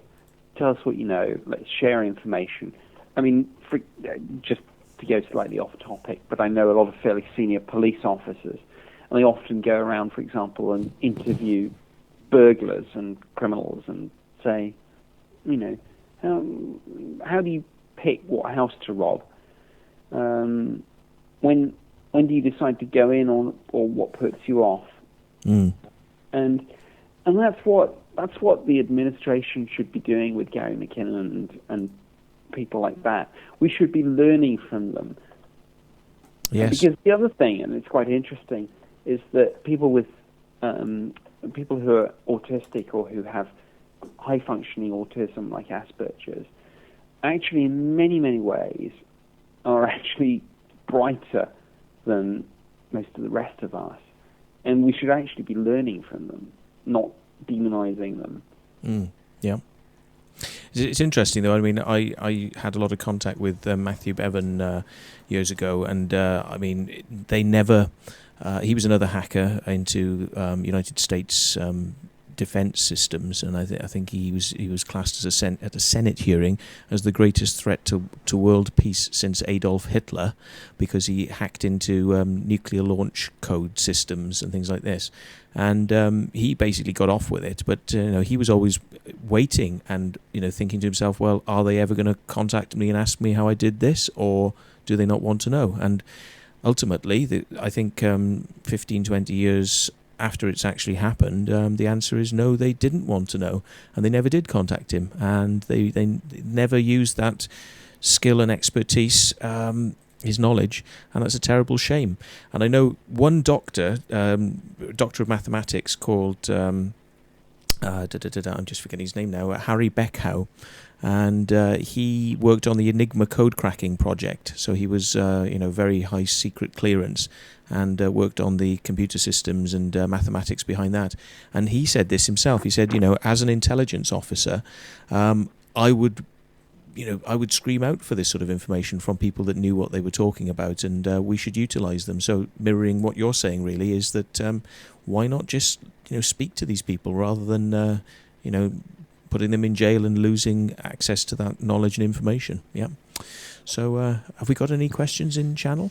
Yes, we do. Are you okay? Are you okay for carrying on, Nick? I don't know. We're on at 9:30. I'll carry on for a little while. Okay. Obviously, what I hadn't realised is that we'd scheduled this information for the day of the Manchester United-Chelsea match, which I kind of wanted to watch. But maybe someone can text or tweet or email in how that's the score. Going, or how Yes. it's gone. Well, you could have had it on in the corner of the room, you see, watching that, and I could have done, but it wouldn't be the same. You could have acted like you had Tourette's syndrome then, and every once in a while into the channel you could have shouted, "Fuck no!" Yes, fuck, but I'm bollock, an Arsenal bollock, fan. shit, We're bollock. not in it anymore after the most outrageous sending off decision ever. But we're going slightly off topic. Are you ready Okay. for the result? Do you want the result? It says MNU 1 Man United 1 CH 0. Yeah. Anyway. Right. Okay. He's very deadpan there. Well, There's no. I mean, it doesn't matter to me. I'm an Arsenal fan, but Oh, right. I'm always interested to watch a match at this level. I love football, and of course, it's only the first leg. Right. It means nothing to me at all. It's like alien language that I simply don't understand. But okay. Well, it's funny when I put this on my Facebook, when I say something like going down to my local sports bar to watch this football match. Sometimes these threads go on for like about 200 posts, and it's not long before someone brings it round to aliens, and it's like, excuse me, I do actually do a lot more than UFOs. I mean, I commentate, as I say, on conspiracy theories, space, science fiction, fringe science, but I've only got to put something on Facebook, like going to watch the Arsenal versus Barcelona match, and someone will post something like, let's hope the aliens ensure that your team wins. Like, no, get me away from this. Yes. Well, there's a question in channel for me now. It's just going back over what we've talked about. It says, what ground rules have you pre-agreed for this interview? I think, all I could say is that I said, is there any subject matters that we shouldn't go into? And Nick said personal stuff, maybe not. And I've actually kind of pushed it a little bit that way. So Nick's kind of let me go on that one. So thank you very much. Yes, I tend not to discuss personal information, but for example, I mean, the fact that I got married a few weeks ago, it's on the internet, the photos and things, so I don't mind discussing that. But generally speaking, obviously, as someone who's ex-government, I try and stick to the facts rather than the opinions. I try to stick to the official work I've done rather than the more personal stuff. Right. Okay. So your own visits to crop circles, then, have you been down and seen any and been in any? I'm sure you must have in your time. Yes, indeed, and I think this is documented in the crop circle part of my nickpope.net website. But I think from recollection, I was actually one of the first people to step foot in the Julia set. Right. The famous crop circle just off the A303 near Stonehenge. And as I recall, there was nothing particularly sinister about this. I was simply, it was, and I know a lot of people might doubt this or dispute it, but as I recall, as I recollect, it was actually quite innocent. I was driving with a friend down the A303 to go for a summer break somewhere, and we simply, from a slightly higher point, saw this formation and thought, whoa, wait a minute, there's a crop circle, let's go and have a look. But as it transpired, I was one of the first people physically to step foot in the Julia set. And what were your feelings on that then when you got there? Did you have any idea of the scale and the sort of the brilliant design of that particular crop circle? Or what time of day was it? Yeah, I absolutely cannot remember. I mean, this was morning, afternoon. Well, it was 10 years ago, I guess, if not more, wasn't it? Yeah. I can't remember when Julia set even was. No, but which time of day was it? Morning or afternoon that you went in? No idea. Can't remember. Show me someone that has an absolute 100% recollection of, oh yes, I did this, I did that. And I'll show you someone who's either lying or confabulating. You spot the real people when they say, I have no blankety-blank idea. This was 10 years ago. Don't ask me about it. I have no recollection. Yes. As long as they're not sticking to the Official Secrets Act. No, I honestly, I have no idea. No idea at all. Okay. But interesting, if you were one of the first people, who told you were one of the first people then, if you're not too sure about the timing of you going in there? I knew I was because how do I know I was? Afterwards, I think I checked the date that people said it appeared, and it turned out that we had simply, by chance, been driving down the A303 on the day, or certainly the first day it had ever been mentioned in public. And you saw people in it? That's what gave away the fact that it was there, so you... No, I don't think we even saw anyone in it. Really? Oh, it's interesting. How did you know it was there? Well, no, we were in a slightly higher part of the road, and my friend Michelle was driving, and Right. I was obviously able to take my eyes off the road through not driving. And I happened to look to, I have no idea whether it was even the right or the left-hand side, but I was obviously looking around, and I said to Michelle, wait, stop. There's a crop circle down there. Let's have a look. Now, I think this is going to get very interesting, the debate on this one, because I could be wrong in saying this, and I often am, but I don't think you could see that from the road. That's one of the things I remember people going on about. They said, you couldn't see this from the road. Tell me in channel if anyone remembers this or not. I mean, let's have some, hello. Well, that is interesting, because Yeah. I can't think how else we would have stopped. Well, but, exactly. Yeah. Well, there you are. Hello Sailor 1 says, no, you could not. And Sonia says, I don't think you could. Cannabis says exactly. Advabasa says that's apparently right.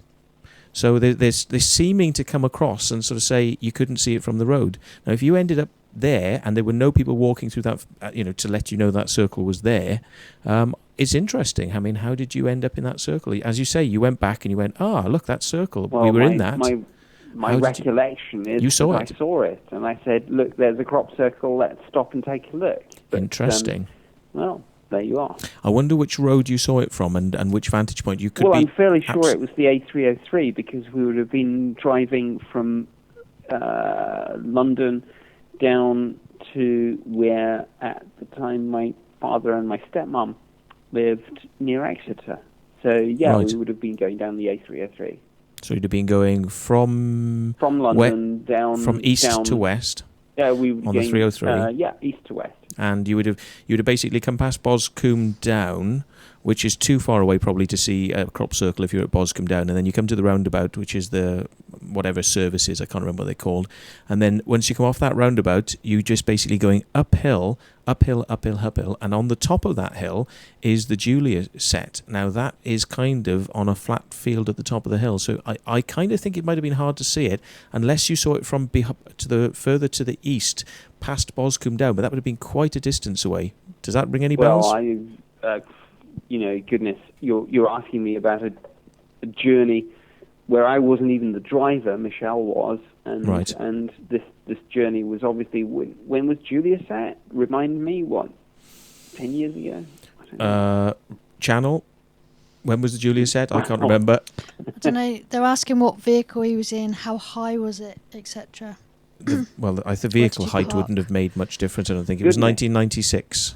1996. 96, well, there you are. Yeah. The vehicle, gosh, I have no idea. Hey, we've got somebody in channel has said, your dad lived near Halberton, near Tiverton. Pardon me? Halberton, near Tiverton? Yes, actually, We got that's some true. people in channel who are pretty sharp people in channel, eh? Yes. Well, actually, a village of Thorverton near Exeter. Right. But Thorverton is probably not far from Tiverton. I think it's down the same road. Right, okay. Somebody says, if you're going quite fast on the A303, you would have had to stop and park pretty sharpish. So, but if he'd seen it before he got to it, obviously he could have prepared and slowed down before he turned into where that was. Do you remember whether you parked at Stonehenge or whether you parked right next to the crop circle and went in? I've got absolutely no idea. Oh dear. Check the picture. Okay. I'm told. Well, I'm very sorry. I've got absolutely no idea. this is gonna start. This may start. I don't know. It may start a whole line of interest now in all I can wanting to know from remember- you. Yeah. Honestly, Matthew, all I can remember is that Michelle and I were driving down the A303 from London to Devon. We saw, I think I saw, but I couldn't even swear to that, a crop circle. Said, look at that, let's park up and have a look. and it was the Julia Said. Right. Honestly, that's about all I can recall about that. Okay, I'm looking at a photo of it now, looking at Stonehenge, and I know those fields because I've actually gone and flown my little microlight over that field as well, and it's pretty much flat up there, and you're on the high part of the hill. It's interesting. It's very interesting what you say. I don't doubt that, as you say, you were in it because you remember that fact. And well, I think I've actually got some photos of Michelle and I in it somewhere. Right. But it's interesting you say that you were in there on the first day and you saw it, and there were no people in it, so that didn't give away its presence. That's kind of interesting.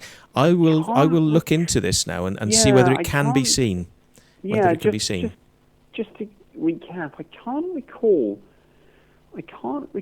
whether we were literally the first people in there. I've been to a lot of crop circles. Yes. And obviously I asked the farmer's permission, or as often happens, the farmer sends a couple of local lads with a bucket and takes £1 off you to go in. And that's happened a few times. I can't remember the circumstances of this. This is something that happened over 10 years ago. Okay, well, very interesting. I think we'll have to look into it, and we'll let you know what we find out. And because I think that's an interesting thing that you managed to get into that on the first day. And how did you see it? I think I've got some photos somewhere, and if I can dig them out, I'll send them to you. Okay, brilliant. So, it's coming up to 10 to 10, and we did say we'd sort of, let you go a little bit early. So now might be a good opportunity to sort of wrap it up. I think if everybody's happy with that, we'll let Mr. Nick go and watch his football show. Well, I think the football's over now, but I'll watch the highlights. And, maybe kind of phone for a pizza or something. Right. Phone the local Domino's, eh? Right. Okay. Well, thanks very much. If we've got any more questions, we might pass them across to you and read them out. Your responses in the next or a few shows ahead. So that's fine. Okay. I hope you've enjoyed being on here. We haven't been too nasty to you. No, not at all. It's good fun, and this little discussion about the Julia Sat is quite interesting. Yes. Well, like I say, we'll definitely look into it. We've got people who are very what's the sort of polite word for this? Anal about these sorts of things, and I'm sure they'll look into this one to the nth degree. Yeah. Well, the good thing is that I've actually kept diaries. Personal diaries and journals since 1979, so I can probably actually check dates and times if there are specific questions on this. Right, okay. Well, knowing the date that it appeared, I mean, you could work out within a couple of days where to look in your diaries, so that would obviously sort of give you a head start on that. Indeed. If I wrote it in my diary, as opposed to sort of just not. Or but, a note. We'll see. A note that you went down to see your dad that particular time. Yeah, it might say, "Dear diary," not that I write like that, but yes, went to see Mama and Papa. Right. Okay. We've got one quick question then. Somebody's been asking this one quite a few times, actually. So I suppose, could we ask you this one quickly because we didn't get to it? It's from Andrew Perker, and he says, where is your information coming from? What drives you to keep on going in this line of interest? Oh, goodness. Interesting question.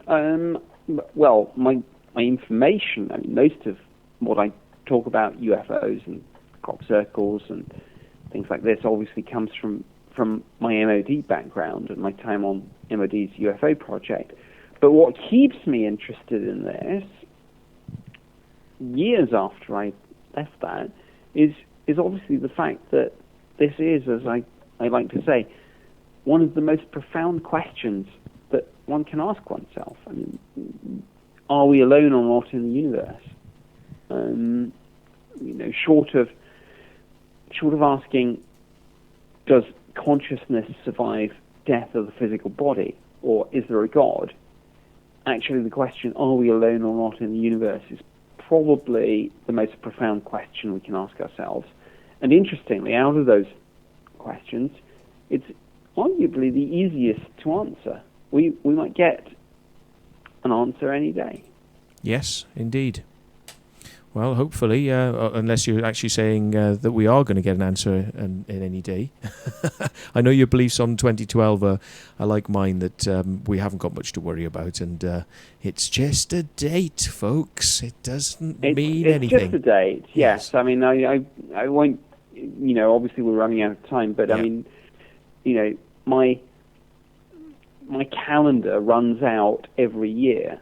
I just get a new one. So the end of the Mayan calendar doesn't mean the end of the world. End of calendar does not and has never meant end of the world. So as they used to say on Crime Watch, don't have nightmares. Yes, indeed. Well, we've got a nice photo of you up on the screen with Peter Robbins and Tim Good and a couple of other gentlemen. So just to show you sort of touching base with those people. And yes, Tim Good is a very interesting character. Maybe we'll get him on the show one day. I know he's had his bee in his bonnet about me a few times. So let's see whether we can get him on. So, okay. Well, thanks very much, Nick, for coming on, and hopefully we'll get some information across to you, and we'll see what you've got to say on this Julia set thing, because that certainly is interesting. Okay. Okay. I look forward to that. Thank you very much. Thanks, Nick. Okay. All the best. Okay. All the best to you guys. Okay. And all the best to the listeners and the viewers as well. Thanks a lot. Okay. Take care. We'll fade you out now, and. He's going to go off and do what good ex-MOD employees should do, and probably have a drink like I've got here. And people tell me off for this. They say, you shouldn't drink on the show. And I say, why not? It's my show. I can have a drink if I want to. But there we go. So, yes, we've got lots of people in channel. We can take a couple more questions if people want to direct them in general about crop circles. And then we'll probably finish off just after 10 o'clock. So if anybody's got anything they'd like to ask. And, a little bit frustrating. There was a few people that wanted to ask questions. Oh, really? But we just couldn't fit them all in. They were streaming out. But, okay. Well, I think somebody said, who funds Nick's work, which was a Nick's question. But I think Nick already answered that. And, he basically says that he's an author now. Yeah. And he does stuff for television and radio, and sometimes he gets paid for those things. So he funds himself. He doesn't get paid by any government department or secret organisation or anybody like Mr. Rothschild. Although, if it makes you feel that the world is more exciting, then we'll suggest, would he really say if he did? Yes, but there we are. We've got a gentleman who might want to call into the show. Should we take a call? He's gone, actually. Has he gone now? Yeah. Do you want to ring him back? He didn't call. He wanted to be added to the. Oh, I see. Okay. Yeah. What's his first name? Paul. Paul. Well, Paul, if you want to call in because you've added yourself to us on the Skype, feel free to do so. And so anybody in question anybody in channel got a question? Sorry. Any new field rumours for 2011? Well, the general thing I'm hearing. It isn't gonna happen like this. I'm sure it isn't gonna happen like this. But I'm hearing, and I keep hearing this from a certain section of the community. No crop circles. That's what I keep hearing. No crop circles. Okay, you take that how you wish. I know this won't happen. It isn't going to happen like that now, but that's what they're saying. So I don't know. There's a lot of disgruntled atmosphere at the moment in certain camps, and thinking about holding back. And indeed, Sonia says that won't happen. Yeah, I agree with Sonia. It may not happen. No, so obviously it would be quite a sad thing if that happened. But yeah. So have we got? Sonia also says, Matt, you seemed very well behaved. I am. But no, Sonia, have you seen our friend on the bed over there? Look. Have you seen our friend? Can you not zoom in? Yeah, I can. I can zoom in, but I have to do this to do so. So, you aren't aware of who we got? We got famous people in the studio again. You see, but he's basically been a bit lazy now, and he's not prepared to be part of the show tonight. He's just watching. He still looks quite excited, Matt. Are you not? Well, he looks keeping him very happy. He's very pert. Yes. He's standing up in certain areas there, isn't he? So I don't know whether he's standing up in other areas. What do you reckon? Can't make out. There's a bit of a lump there. Look, going on. What's that? I think this show might touch the parts that other people can't reach. Did you read that, Matt? What Sonia said? Did you hear? I went to book a cottage in Wiltshire, but it was taken by MG. Oh really? Oh well, there we go. But he's Tommy says draw some chest hair on him. Yeah, okay. Booking a cottage, eh? So what's this cottage he's booking for then when he lives in Horton? Why would he want to book a cottage when he lives down the road? Well, if he's charging £1,500 for a tour, then he's got to be offering something for that, isn't he? It's not going to be his professorship. So maybe he doesn't want them knowing where he lives, you see. So he's like, oh, you can come and visit me in my little cottage, but it's not my cottage. You see, it's so you can't find out where I live. Yeah, okay. But right then, so that's the only information I've got at the moment. No doubt there will be something that comes out, and it'll probably start in rapeseed as it usually does every year. I won't be keen to be giving anybody any help in rapeseed, but I don't make crop circles anymore anyway, so and that's true. Ariadne there says not just one cottage and not just by MG, GK as well. Gary King. Oh right. Well, they're hiring this whole set of chalets, and I know where it is as well. It's actually up by Wootton Rivers, I think it's called Wootton Rivers, near Pewsey. And basically, if you go down the canal and you keep going from Canal Bridge to Canal Bridge, if you go to Wootton Rivers and you go to the Canal Bridge at Wootton Rivers, either to the left or to the right of the Canal Bridge are a set of chalets, basically. These chalets are, for hire. They've got several of those for their crop circle tour they're doing in the summer. So. If you want to sort of check out where they are, have a look on Google. I think it's Wootton Rivers, Canal Bridge, and you'll see them there. Tommy says MG, GK, SA, KA, CRU. I don't know if that's a list of people that's doing it. Yeah, £1,600 for a tour to go and see the crop circles with Glickman and King. Wonderful. Yes. Nice work if you can get it. Yeah, Darby says it would be great if there were no circles to tour at the end of the tours. Well, it would be interesting, wouldn't it? Yeah. Or if every circle had the word Michael Glickman written underneath it, so that everyone knows they're man-made. Yeah. And then you'd realise the reason that the crop circles maybe are being shafted over this year is because people don't like Michael Glickman. Keith is saying they're guaranteeing crop circles then. Well, yeah, I mean, they're expecting crop circles to happen because they treat the crop circles like as if they're a personal property belonging to them, don't they? It's like, oh, they're our crop circles, our crop circles for me, Michael Glickman. And he literally does believe that the crop circles appear for him. They come down specially for him. I've heard him say this. He's not the only one to have said it. I mean, somebody Agent S knows used to believe that they came down specifically for her. And, some people believe these things. They think that the crop circles are made just for them because they're so important that they're just done for these people. Do you know what? I think it's wrong to take away the element of people have messages and people receive messages in life, but to devote your entire life to believing that you are the sole vehicle of receiving messages for all the people around you, I can't even comprehend an ego that big. That's my views on it. Mm. I would feel so up my own arse if I had that opinion. Was that a bit rude? Well, yeah. I mean, one particular farmer used to say, they appear on my land because it's for me, and if it wasn't for me, people wouldn't be able to visit crop circles. So obviously they've come on my land for me because I am the type of person that will let people visit them. So they've appeared for me. Mm-hmm. Roger CCC says, really, Agent S, ever heard of red collie? Only since I've been doing this with Matt. I don't know whether it is a person or a theory, or I'm assuming it's a person. Okay, I don't know who red collie is. No. Yeah, it's a person. Well, I may have done from the 10 years ago. I don't know. Right.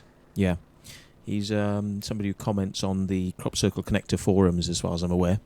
I wouldn't know. I can't use it still. Oh, there you go. Sonia, there you go. Agent S here has registered with the Crop Circle Connector forums weeks ago and has not received any Nothing at all. Acknowledgement to activate her account. So I don't know who does that.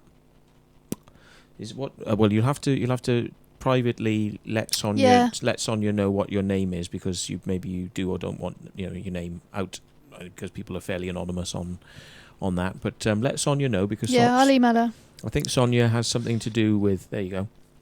Sonia has something to do with people that can get that corrected. So thanks, Sonia.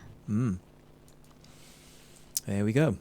So yes, Roger CCC. So you asked, has Agent S ever heard of red collie? What was your point in relation to red collie in this matter? Yeah. Yeah. What did that have relevance to, by the way? I think I was a little bit rude for a second there, wasn't I? Sonia's admitting that she's a moderator, so she's admitted it rather than me admitting it for her. Yes, there we are. She's happy to let people know that. And she might even tell you what her name is on there, or maybe not, I don't know. That's up to her. On the Crop Circle Connector forums we're referring to. So, Andrew Perker says, thumbs up for that quote, Roger. He's Dr. Horace Drew. Who's Dr. Horace Drew? Is that Red Collie you're talking about? I think they're suggesting that Red Collie is perhaps somebody that thinks they are like the Messiah in terms of how they see themselves. Have I got that right? Have I understood that? That's the impression I'm getting. Right. People, Roger CCC, who I think originally asked the question, says people who think they are the sole interpreter of crop circles. So I think that's what he's meaning. Well, it's funny, isn't it? Considering these crop circles are made by people, and then you get somebody who comes along, maybe like Mr. Red Collie or Chet Snow, or these people who say we can interpret them. We can interpret what crop circles are, and one person will say it means this stuff, another person will say it means this stuff, and it's all different ideas and different concepts. They can't agree, a lot of the time on what if the message was one thing, then it's not the same message for different people. So it's different messages for different people. And, how can they say that they know the answers to the message of the crop circle when it's ultimately an abstract graphic? Is there going to be an absolute definitive answer to the interpretation of a crop circle? And especially when these things have been designed by people, it's pretty presumptuous for somebody to come along and say, well, I know what the answer to that is, and only I could know the answer to that. It's not only that, it's like, whether you're religious or you're not, whatever your beliefs are, we all know how Jesus went down, don't we? Like, if you're gonna tell the world that you're the centre of the universe, then you kind of expect to get hung, drawn and quartered, aren't you? That's how it goes. Matt says as he crunches his sweets. Did you read that one from GBZ? Crunch your sweets, crunch them, break your teeth off. GBZ, is Matt suggesting that all circles are man-made? Well, the ones that aren't man-made are usually the simplistic circles that you could probably put as akin to wind damage. And I've always played this in a very careful way, so as not to upset people too much when I say it, but ultimately the complicated designs are man-made. Anything that has a pattern or a design to it is man-made.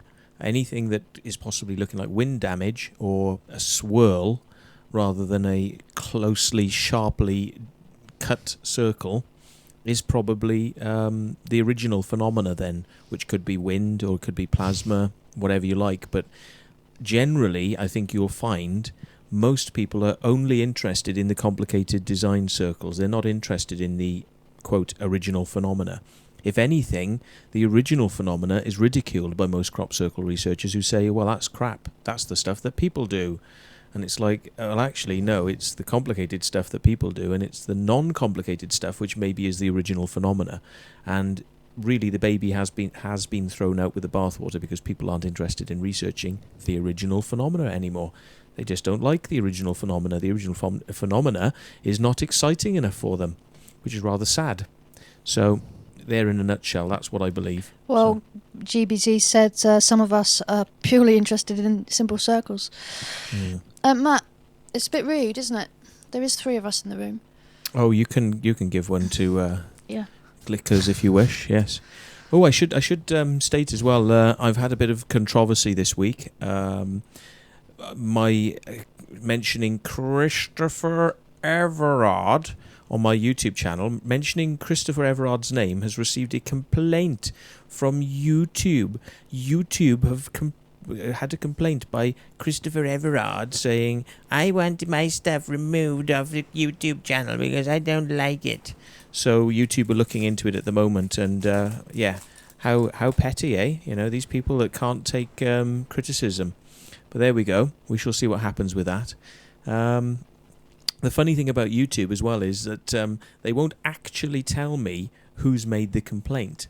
They just say, somebody has made a complaint about their name being used in one of your videos. Well, actually, I listened back to the video. Do you know how many people are mentioned by name in that particular video? 26 people. Yeah? 26 fucking people are mentioned in that video. So if I knew which person it was, I could bleep out their name. I could edit the video and bleep out their name and re-upload the video. As it stands, because of YouTube's policy on somebody has complained, so you must remove their name, well, how the fuck am I supposed to know which name to remove? Idiots. They're fucking idiots, these people. God alive. So, there we go. But hopefully we'll find out soon. I did say to YouTube, I said, well, you know, I'm sorry, it's not like a confidentiality thing here. It's a common sense frigging thing. Which name do I remove? Or do I remove them all? I bleep every single name out of 26 names I mentioned in the video. Bleep them all out. Hello Sailor says YouTube break copyright laws all the time. Well, often it's not YouTube themselves that do it, it's their users, isn't it? Because the users upload something they're not supposed to, and YouTube should actually be a little bit more keen on pulling stuff down. Yeah. But instead, there you go, see? There you fucking go, right? You could have 500,000 videos of television channels being pirated up onto YouTube. Who's the fucker they're complaining about? Oh, you mentioned somebody's name in one of your videos. You're going to have to take it out. What about all the fucking... Oh, it's just fucking pathetic, isn't it? It's just they got absolutely be fucking seen to pathetic. be acting on complaints, haven't they? Yeah. Well, you know, let's send some fucking complaints in about the copyrighted material then and see if they take that down. Oh yeah, and the Japanese nuclear disaster somebody's mentioning. Not according to Red Collie. He says Wollaston 2010 was a prediction of the Japanese nuclear disaster. So what's Wollaston 2010? Was that a biohazard or a radioactivity symbol or something like that? Or was it that one that has the radiating bars coming out of it? So it looks like... I think Andrew Perker mentioned something like that, didn't he? Can I just say, though, that surely that's what art is. It's the ability to interpret the world through colour, pictures, the whole, the fact that art exists and it inspires people is because it's a language. So whose comment was it there? The prediction of the Japan nuclear disaster. The whole what I'm saying is you can read anything into anything. I could give you a cup of tea with the tea leaves in the bottom, and if you really wanted to, you could probably pick up some Japanese symbol in there. It's you offering then? You offering? Oh, do you want a cup of tea? We got the milk. As soon as you like, oh yeah, well, it went all lumpy, didn't it? It's your fault. Yeah, I know. Yeah, Has been about a month since I last bought it. Yeah. Yeah. Should get in there and like take the cream off the top, and it'll be all right then. Yeah. God, just can't get the staff. So but anyway, yeah. Yes. Sorry, what you were talking about art interpretation before I buggered it up and no, I was talking about. I'm just saying that people read that the whole point of art. That's what makes art attractive, is because you can interpret the world into a simple language.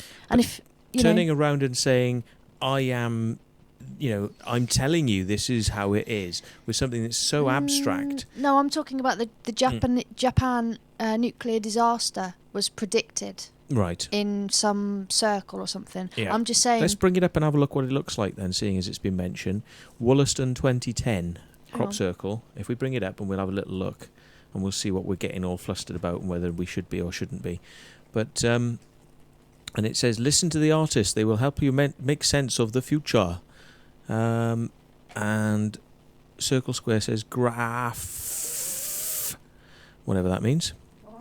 Alien Dan says pareidolia. Pareidolia. Well, Wollaston. Was it Wollaston or Wollaston? I don't know. I'm being tested on my spelling. Wollaston, not Wollaston. And then it might find it. Yeah, A. Yeah.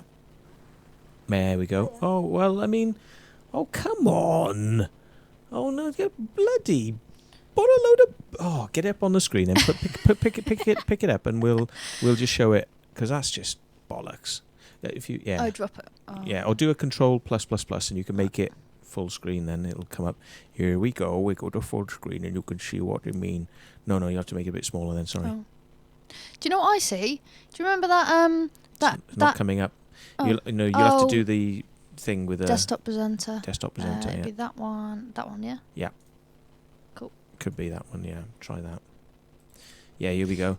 This is the crop circle people are talking about, and I don't know. It's a monkey. You know that monkey? logo? You know that logo design that you get on clothing and bags? It's a monkey. What are you on about? Look, there's his what head. What are you on about? There's his snout. What and that's are you on ears. about? What are you on about? Oh. Go on, point with your pointer and explain to us with your pointer so we understand what you're talking about. I'm saying, think of a monkey's head. It's on its side at the minute. That's the top of his head. That's his mouth, his little mouth. From the top?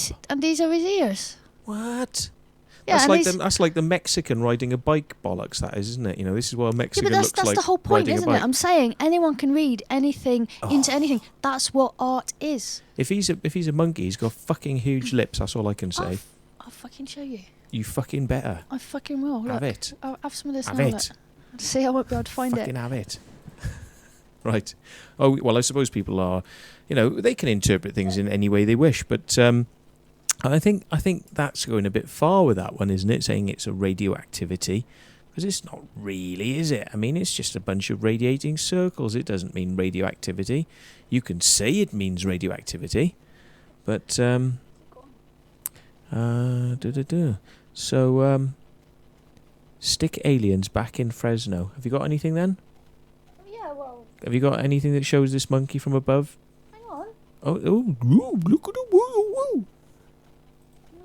Fucking hang on now, you fucking hang on, you. Stop your starting thing.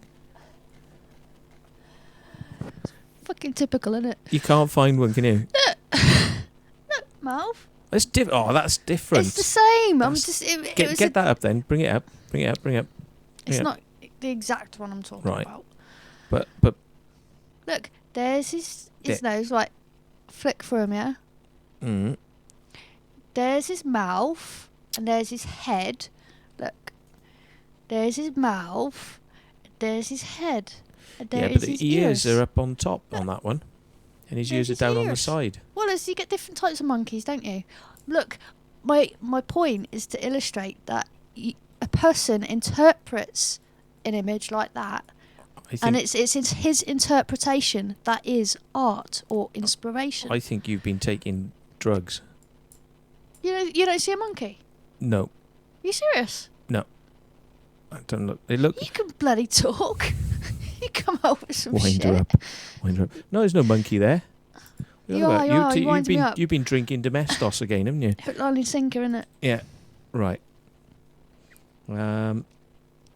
Okay, so got any? Well, you keep looking then for ones. There's a specific one in mind that I have. But anyway, what are they saying in chat? Let's have a look.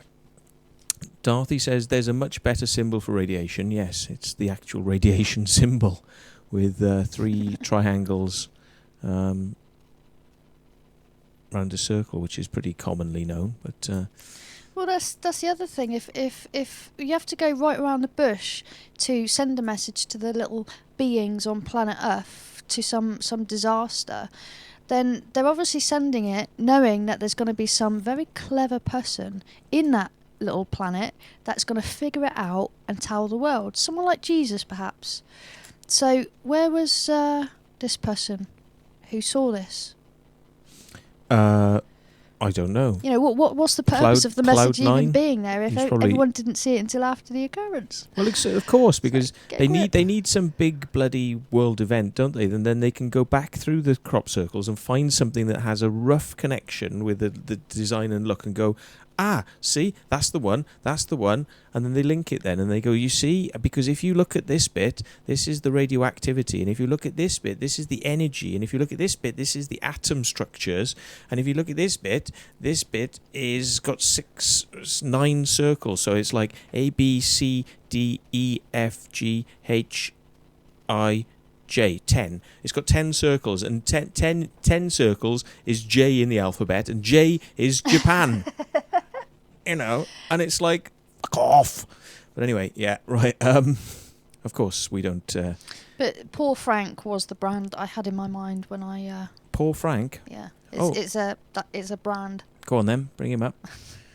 And we'll see how much this looks like. I feel a little bit silly now. Go on then, bring him up a bit bigger then. All right then, hang on. Well, no, you can do it there just by doing the... Hang on, let's see if we can get large. Him. Okay. Well, do you want to control plus and... Yeah, that'll do it. Right, okay. But I think apparently this... Go back to the image of the crop circle. Yeah, but I'm not saying I'm the Messiah though, am I? So what relevance does it have? Yeah, right. That is that. That is that. Bear in mind that's on its side. Yeah, okay, yeah. So, yeah. Okay. All right, don't quit your day job. Or maybe do quit your day job because there's more money in crop circle predictions than probably the work you're doing now. Hey, look, if all the monkeys die tomorrow, then you heard it here first, all right? We've got a link to look up. Somebody says, look up this link, Roger CCC. So we'll do that now. And we'll find him. He's linked us to a pornographic image or something. But we shall see. That's if it'll log in, because you've got to log in. This is Red Collie. Right. Oh, we're in your account by the look of it. We can't... is that logged in as me? We must be, because you've got I'm messages. not a friend of his, you see, Roger, so I can't pull up... we can have... I can't look I at can't his pull up his page because I'm not a friend of his, so unless you're a friend, it won't show me what you were telling me. So if you want to pull that off... there's little tricks you can do in Facebook, though. Right. See if you can do it. Did you know that? No. If there's a photo link in their wall, which they usually share, the minute you can get into that, you can see all the pictures, usually. Oh, right, okay. Yeah, you didn't know that? No. Yeah. Even though they didn't want you to? Yeah. Fucking Facebook, honestly. All you got to look for is the little... Because he set it for people coming to his profile, they can't view his pictures.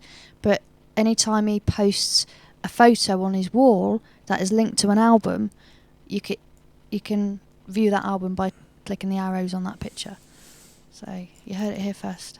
It shouldn't really be like that, though, should it? That's a bloody cock up on behalf of Facebook. Also, don't worry about it. Just take advantage of it, innit? Well, the only trouble is, I think we're going to have to be a bit careful about showing this guy's videos and pictures because he could complain about that. Yeah, so, we don't want... We don't want to get the show pulled because of copyright issues. So, what did you want us to have a look at then? We've had a look at his page. What would you like us to do? Andrew Perker says, thank you for having Nick on the show. And yes, it was the real challenge is to get the real Michael Glickman. We got him. It is. We got him. That's the real deal. He's not eating his sweets. Yeah, I mean he's looking a bit grey, but he is getting on a bit now. So, or Albert Budden, yes. Oh God, Albert Budden. You want to look at my YouTube clip on Albert Budden where he calls me a stinking shit-covered cunt. Yes, that's true. He actually did that on a phone call to me. So, yeah. Did you read that one? Any info on Cosmic Dave coming on the show? I did, but I still haven't had the contact details passed through to me for him. So I would like to invite him on, but I need to have some details for him. Roger CCC says I'm blocked, so I assume that's from the Facebook page. So you can't go. Oh, I'm wondering if I just clicked it. Oh yeah, you wouldn't have been able to write that if I'd banned him. Yeah, and somebody saying maybe Matt could do an outside broadcast at the chalets. Yeah, that's a possibility actually, because I do have the ability to broadcast broadband from certain locations if the signal is strong enough, and I could take a laptop down and we could do a show, couldn't we? I've been thinking of doing one this summer in the barge inn, and what we can do is we can invite guests who are staying at the pub, whether they be researchers or whether they're just people who are staying out the back in the pub. And we can invite them in and ask them their opinions, get them on the show, give them their 5 minutes of fame. So, yes, good idea. Get Gary King on the show. Do you think he'd come on this show? I don't think so. I think he'd... well, anyway. So we're 22 minutes past 10. I think we'll probably get off in a minute. And we'll finish the show. Boom, boom. Yes. Getting off after the show. Yeah. There's a link there. He's given a new link. Really? Oh, no, sorry. It's the old one. Yeah. Somebody says it's Madonna's bra. That crop circle that we showed. What was it called? Wollaston or something? Wollaston. And thanks for showing the trailer, Stuart Dyke says. No problem, mate. Yeah, we hope you get some sales of the DVD from that. Yeah. I'm just reading that comment again from Perker saying about getting Glickman on the show. That would be interesting.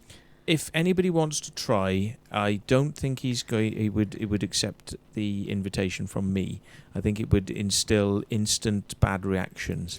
If somebody wants to discuss it with him because they know Michael Glickman and they feel that they could perhaps coax him, you are welcome to waste your time. I don't think it's ever going to happen. So I think he would do it, but not for the reasons that you'd think. Perhaps I think he's got the bollocks to do it. I've said that before. Oh, I don't. I think he knows he's going to be assassinated on the show. You know, I think he'd be afraid of actual physical molestation. Yeah, but I trust him to be devious enough to have a ulterior motive. Well, I don't think he would. But, please, somebody try. I mean, at the end of the day, we've said it's down to you sometimes who you want to have on the show. It's not necessarily down to us. I'm not saying I wouldn't have him on the show. I just can't. I just wouldn't believe it would happen. And I mean, look at what I've been doing. I mean, do you think he's going to come on the show after that? Yeah, I suppose. Do you really think he'd come on the show after that?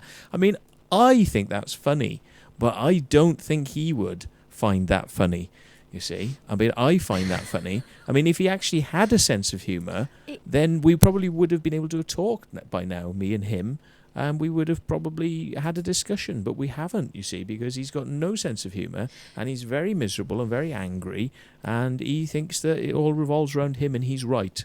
But it's a way out, because for him to laugh at somebody's death and do that thing with the cross and the cake, if he could come along tomorrow and say, do you know what, guys, get a grip, it was a joke, and you've just given him ample power by doing that about him, he could use that as a way to get out of what's been seen on that video. We could indeed. We could find out that he does have a sense of humour, but it didn't look like it, did it? Don't think so, Plan 9 says. Yeah. I don't think so either.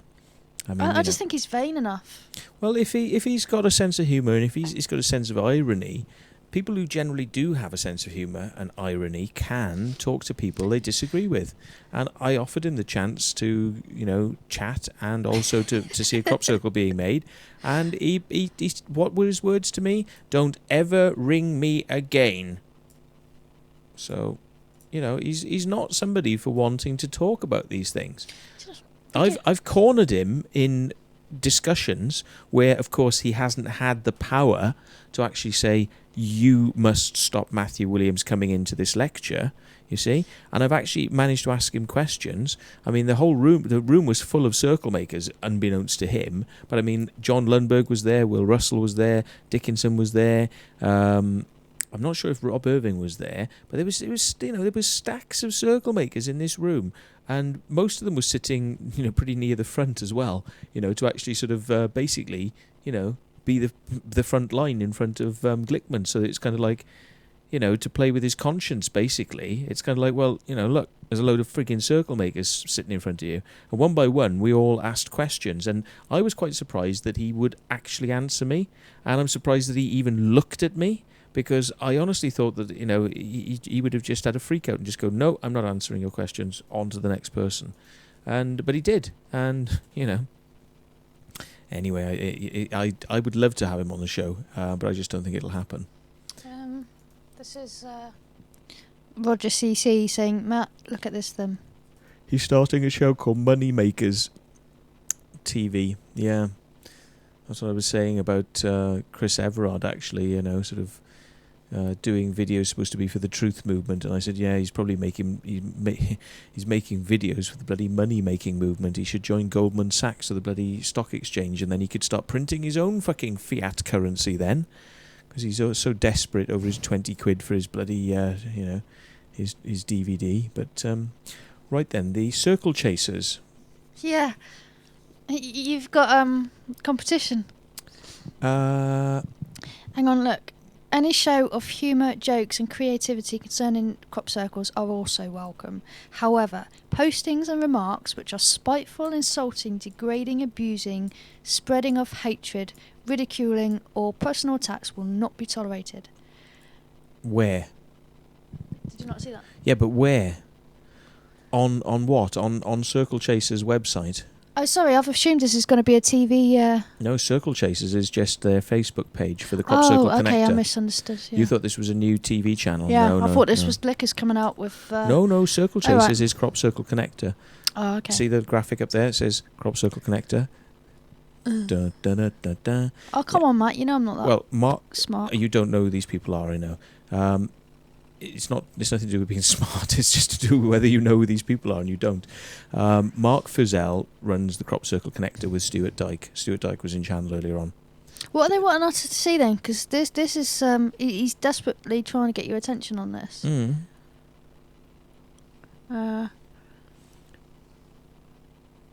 He doesn't say anymore. He just sends the link. No I just idea. had a feeling that there's something there you meant to see. No idea. Uh-oh. Okay, well, we're just on at 10:30 now, so looks like if you've got any questions, you better ask them quickly. Julian as well, Sonia says. Julian Gibson, or Gibson, but with an E on the end. I think it's Gibson. Oh, he says it's the collie rubbish. It's the collie rubbish, right. I don't really know whether we can get that because we can't get into his Facebook. So I think that's why he's given us this page, because I think Collie's perhaps saying something in here. Oh, on the wall, is it? Oh, Red Collie. Our ET friends. Go on. Again, I don't know whether we'll get in trouble for showing the pictures because they could be copyright. So generally, if we're showing stuff like that, you can kind of get away with it. But with people like that, I know that once you start showing their stuff, they'll start freaking out. So we could talk the text, but we'd have to sort of scrub out the picture. Do you know what though? Fair play to you, because you can. I don't know how you stay focused, because I can so easily forget where I am and just like say what's on my mind. I don't know how you can be so focused. Well, Julian Gibson says in relation to these photos that's been sent in by Red Collie, interesting YouTube video from Red Collie from NZ, New Zealand. As for the new planet, Well, it's not long until June the 1st to see if your thoughts on this matter are correct. So this is a new planet. Oh, are they talking about Planet X or this... what was it now? I mean, they've found a new planet out in the solar system that's supposed to be out beyond Pluto. Is it like that? I think, and they've redesignated Pluto as not being a planet. If I'm correctly now, it's not a planet anymore. So it's lost its planet status. So we no longer have 9 planets in the solar system. We have 8 because they said, well, Pluto's not a planet. So they've taken away its... That's not new information. What? That's not new information, is it? That's it's old. fairly new. Really? I think so, yeah. I think it's fairly new information. Tell me in channel if I'm correct. Somebody says it's a gas giant. So it's not really a planet, it's a gas giant. It doesn't qualify as being a planet. So anyway, but they've actually found something that could be a new planet. But it's out so far that they just hadn't spotted it before. So it's in an orbit, but it's very far out, and it's been, well, you know, they're looking at it, and I think they've designated it a planet. I don't know whether they've given it a name now. And there's 2 moons, yeah. I don't know. It's in the Kuiper belt, Kuiper, Kuiper or Kuiper. What knows? Kuiper belt object. So it's basically quite far out in a belt of our solar system. Is it so? Well, our solar system is no. The solar system is loads of stuff, isn't it? Our solar system, our planets. Yeah. Right. Okay. Anyway, Kuiper. There's the YouTube link there, which says we can watch after. KY per. Okay. KY. You can interpret that in your way, can't you? You can see what I'm seeing when I see that. Yeah. So, pronounced Kuiper. Yes. So, right, we've got a picture of it. I think somebody sent a picture in of... We might not get into trouble for... Oh, hang on then. We're back to monkey, aren't we? Whose Wollaston Grange was drawn in as one of the... Oh, come on, let's show this then. Hope we don't get in trouble for it. Right, what's this then? Because it's got bloody Google Maps in it, so... I don't think that's necessarily somebody's real copyrighted work. Well, so we've seen... Wollaston Grange was drawn in one of the closest possible fields to Oldbury Nuclear Power Station across the River Severn. Well, that's not necessarily true, is it? Because, I mean, there's fields next to the power station, surely, you know. I mean, I can see fields next to the power station. So... I mean, to say that across the River Severn it's been put up there, I mean, again, it's just drawing conclusions, isn't it? I mean, the person who wrote this is saying, well, you know, it's the closest field there is. And it's like, well, no, there's fields all around that bloody nuclear power station. Do you know what my brain's saying? It's saying, of all the most amazing things in the world that have been built or conceived... The fact that image is literally 4 circles, hands up anybody that can think of an object that has 4 circles. I mean, Jesus. An object that has 4 circles? I mean, what I'm saying is that this is being shown because that circle is reading into some disastrous or some meaningful interpretation. I'm like, come on. It's 4 bloody circles. How many things, places... things that you can see that has 4 circles in it. The fact that the human head has 2 eyes and 2 ears, it's like it's not difficult to... Yeah, but then it has 2 nostrils, that makes 6, and then it has the mouth, that's 7. Yeah, so what's 7. missing from this then? What's missing from it? Yeah. Like if this is an interpretation of this... So you mean if the crop circle is an interpretation of the nuclear power station? Yeah, right. So what's missing on the crop circle then? Shitloads. Yeah. It's just... Yeah, it's very, very weird, isn't it? And I mean, it's not a real... it's not a Vesica Pisces, per se, because they're not overlapping 50-50 to give you the perfect Vesica Pisces. All I'm saying is you're not going to be a salesperson if you think people are going to buy into that. It's an interesting crop circle, but I mean, Yeah. I think that the last thing I would ever do myself is interpret that as something to do with nuclear power. Personally, that would be the furthest thing from my mind in looking at that. Unless you were looking for a badge of status of some kind. You heard it here first. I think people are just really clutching at straws and saying, well, that's energy, look, radiating out, because it's the radiating bars of the circles, and that must be nuclear. It's like, well, it could be, yeah, somebody just said it could be an earthquake, so it could be like, well, look, 2 points of an earthquake, and they overlap, and you're getting interference patterns, and you're getting harmonic resonance, where you're getting cancellations, and you're getting very strong wave fields. You can interpret it in all sorts of ways. But do you know what the funny thing is, right? An earthquake... Thanks to that, for whoever said that.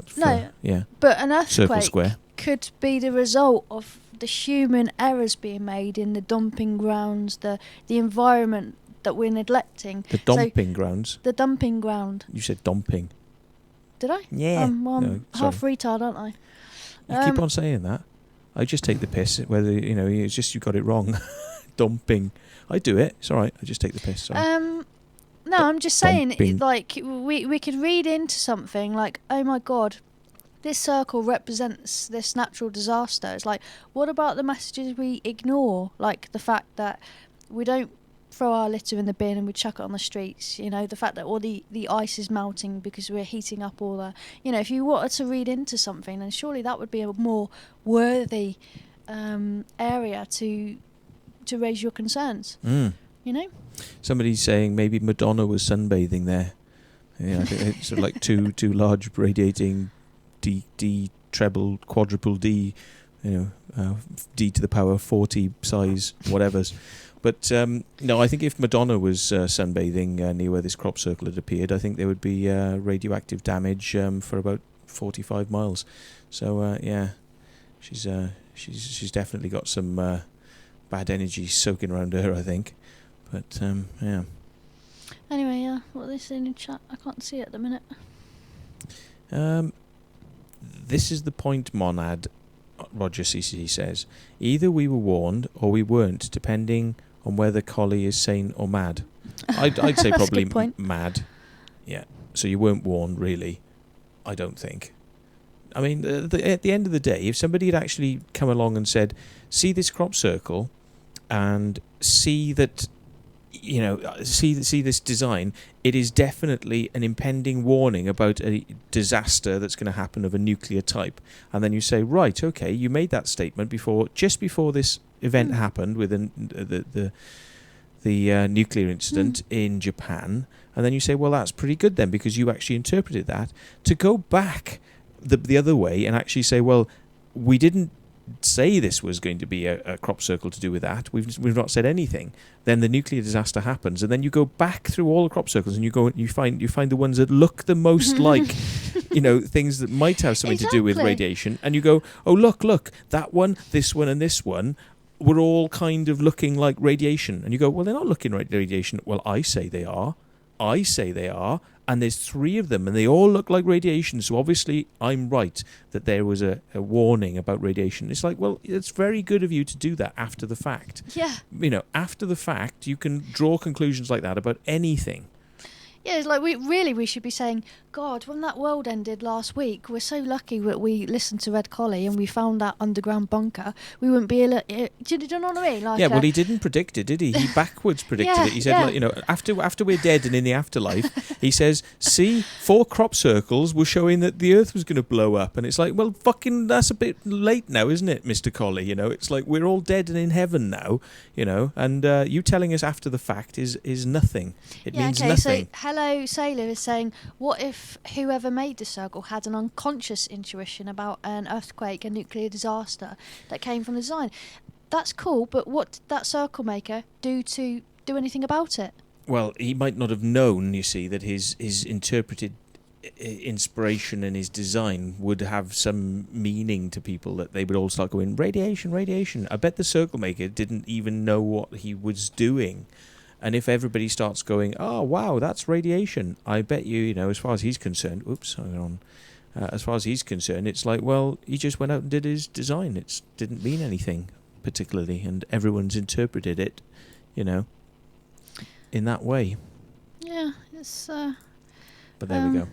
Sorry, Alien Dan is coming in with a few links. I'm just wondering if we can see those. Well, somebody said they should have done it in Japan. Yeah, exactly. Yeah.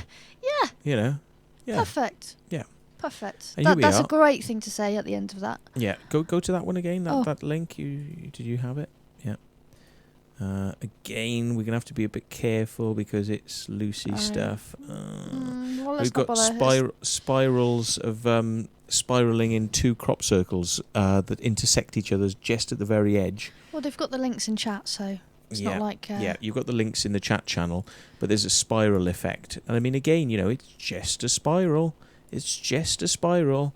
It could be somebody experimenting with spirals. Here we go, another one from Lucy Pringle's site, 2007 AW. I don't know where that's from. And there's one more.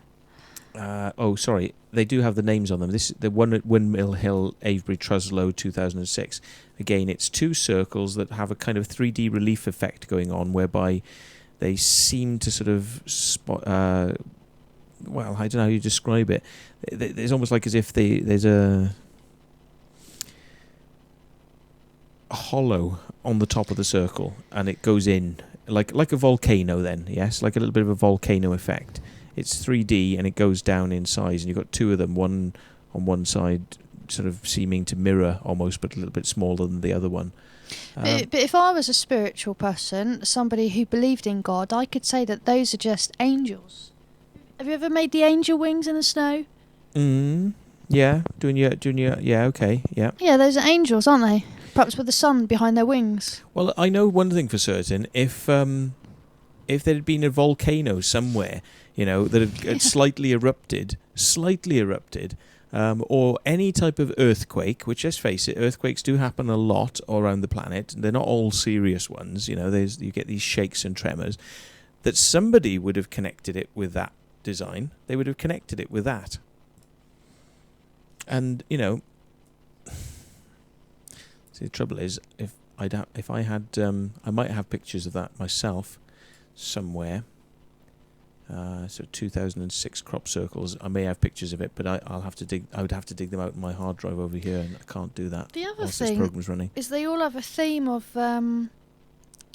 telecommunications, like signals going out, and it's like we live in a technological world, don't we? Like with your Wi-Fi and your iPods and radio and television and satellite. I mean, and it's bound to affect our creativity. Yeah, well, art is mirroring the society we live in, and it's suggestive of so many things. I mean, that's why you could interpret 100 different things into whatever you want to think about those crop circles. But it doesn't mean that they were made specifically for those things. But if somebody wants to insist that it was, of course, then people are going to go, oh wow, it must have been then. It must have been for that reason. And the fact is, it probably wasn't. But let's see what Roger CC sent us. Oh no, his links don't. Hang on. No, those you have to copy the whole line in. Yeah. I think we did that one actually. We're being told we're all tripping now. Fair enough. Oh really? Yeah. Well, you'd know about that one, Tommy, wouldn't you? Yes. So oh, I see. I can't be tripping. I don't do drugs. There's a sort of, I suppose, maybe a slightly racist comment. Yeah, it's actually a Google Earth picture of a coolie family on a bicycle. That's a bit naughty. Not that we're politically correct. Do you know what? I saw that comment and I thought there was some kind of truth to it. I just assumed that information was right. You thought he meant red coolie. Yeah. Yeah. No, it's a different interpretation of that. Right, yeah. See how much people read into things and how people don't like. Hey, leave it out, we've been told. Hey, leave it out. It's not me. Somebody wrote it in channel. He was joking. He was joking. Right, okay. Yeah, well, I think it's probably about time to draw a shot, isn't it? We are getting a bit silly now. Yeah, okay. So who's saying it's orbiting around the sun, Monad? Matt, chase up Nick's evidence for 1996 Stonehenge Julia set. It would be very interesting to find out what time he found it. Yeah, well, like he says, I mean, he's pretty certain he was there on the very first day. He's certain of that, but he can't remember what time of day, which is a bit weird. But I suppose, if you remember key facts, don't you? You don't remember the whole detail. You sometimes remember key facts. If he goes away now, he might actually start thinking about it, and then he may come up with some more information, hopefully. It might sort of start to jog in his memory a bit and he'll remember more. But I think we can probably... Yeah, the time of day is crucial, GBZ says. I think what we need to do is ascertain, can you see this from the road? I think the answer is no, you can't see it from the road. The other thing is, could you see it driving up the hill? No, I think because the incline of the hill... it pushes away from the crop circle is on the top, and the A303 going down to Boscombe Down and Amesbury actually dips away, so you're not going to see up over. You can't physically see up over. So the only place it could be is if you come past Amesbury, you come down the hill, back up onto the dual carriageway, which is facing towards Andover and Hampshire. Then that is the area which I would have thought would be the only place you could have been higher than. But it's quite a distance away, though. That dual carriageway is quite a distance away. That's the only place you could have potentially, possibly seen the Julia set. But it's going to be at an oblique angle, a long way away. I don't know if it's possible to actually see that field. And you'd have to have a very good set of eyes and be very, very lucky to see that. So... for them to turn up and see that, it's quite interesting how they would have known it was there. And yeah, okay, so there we are. Maybe Mr. Pope was guided there in some way. I mean, maybe somebody rang them and told them it was there, and they just happened to be in the area. Maybe he's forgotten that. Maybe he's forgotten that key point. You see, maybe he's just forgotten that somebody rang him and told him it was there, and they said, "Oh, we're going past that." Shaw said you two should have been in the police force. Can imagine you in a suit, Matt. Yeah. I nearly joined the bloody police force when I was younger. Do you know what I was going to say? I nearly joined the military police before I moved to Bristol. Oh, God. I'm glad I didn't, because I went into Customs and Excise instead, and that was a fucking nightmare. Absolutely fucking terrible, really. And... God, I mean, I only wanted to do it because I was bored, and I thought, oh, this might be interesting and exciting. But God, what I know now about the world, I would never ever do it now. What I know about the world now, oh goodness gracious, the police are just wankers. Yeah, hindsight has a good way of making you feel like you made the right decision. Yeah. So who's on next week, Matt?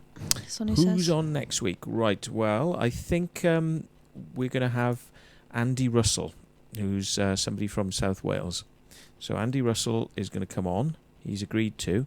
So if you've got any questions for Andy, he's going to talk about crop circles, and we expect you to phone in, motherfuckers.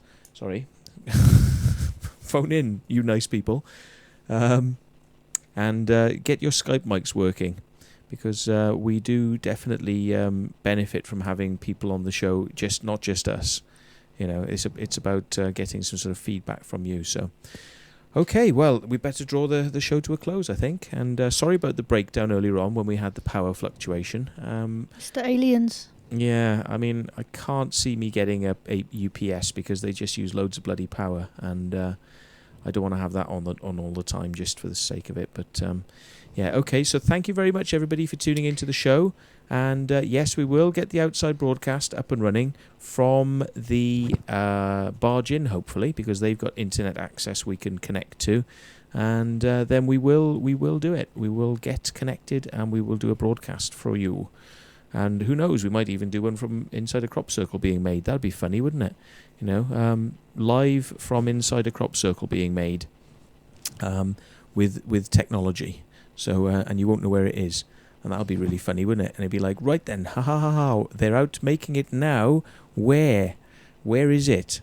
And then what we'd have to do is make sure that at least 2 were being made that night, so that people would get confused then, and they'd say, oh, well, 2 were made, and one of them might have been man-made because it was broadcast on CirclemakersTV, and the other one must have been real, you see, because it wasn't broadcast on CirclemakersTV.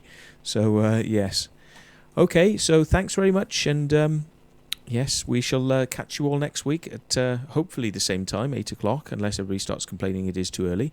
And, so thanks a lot. Cheers. Say goodbye. Cheers, thank you.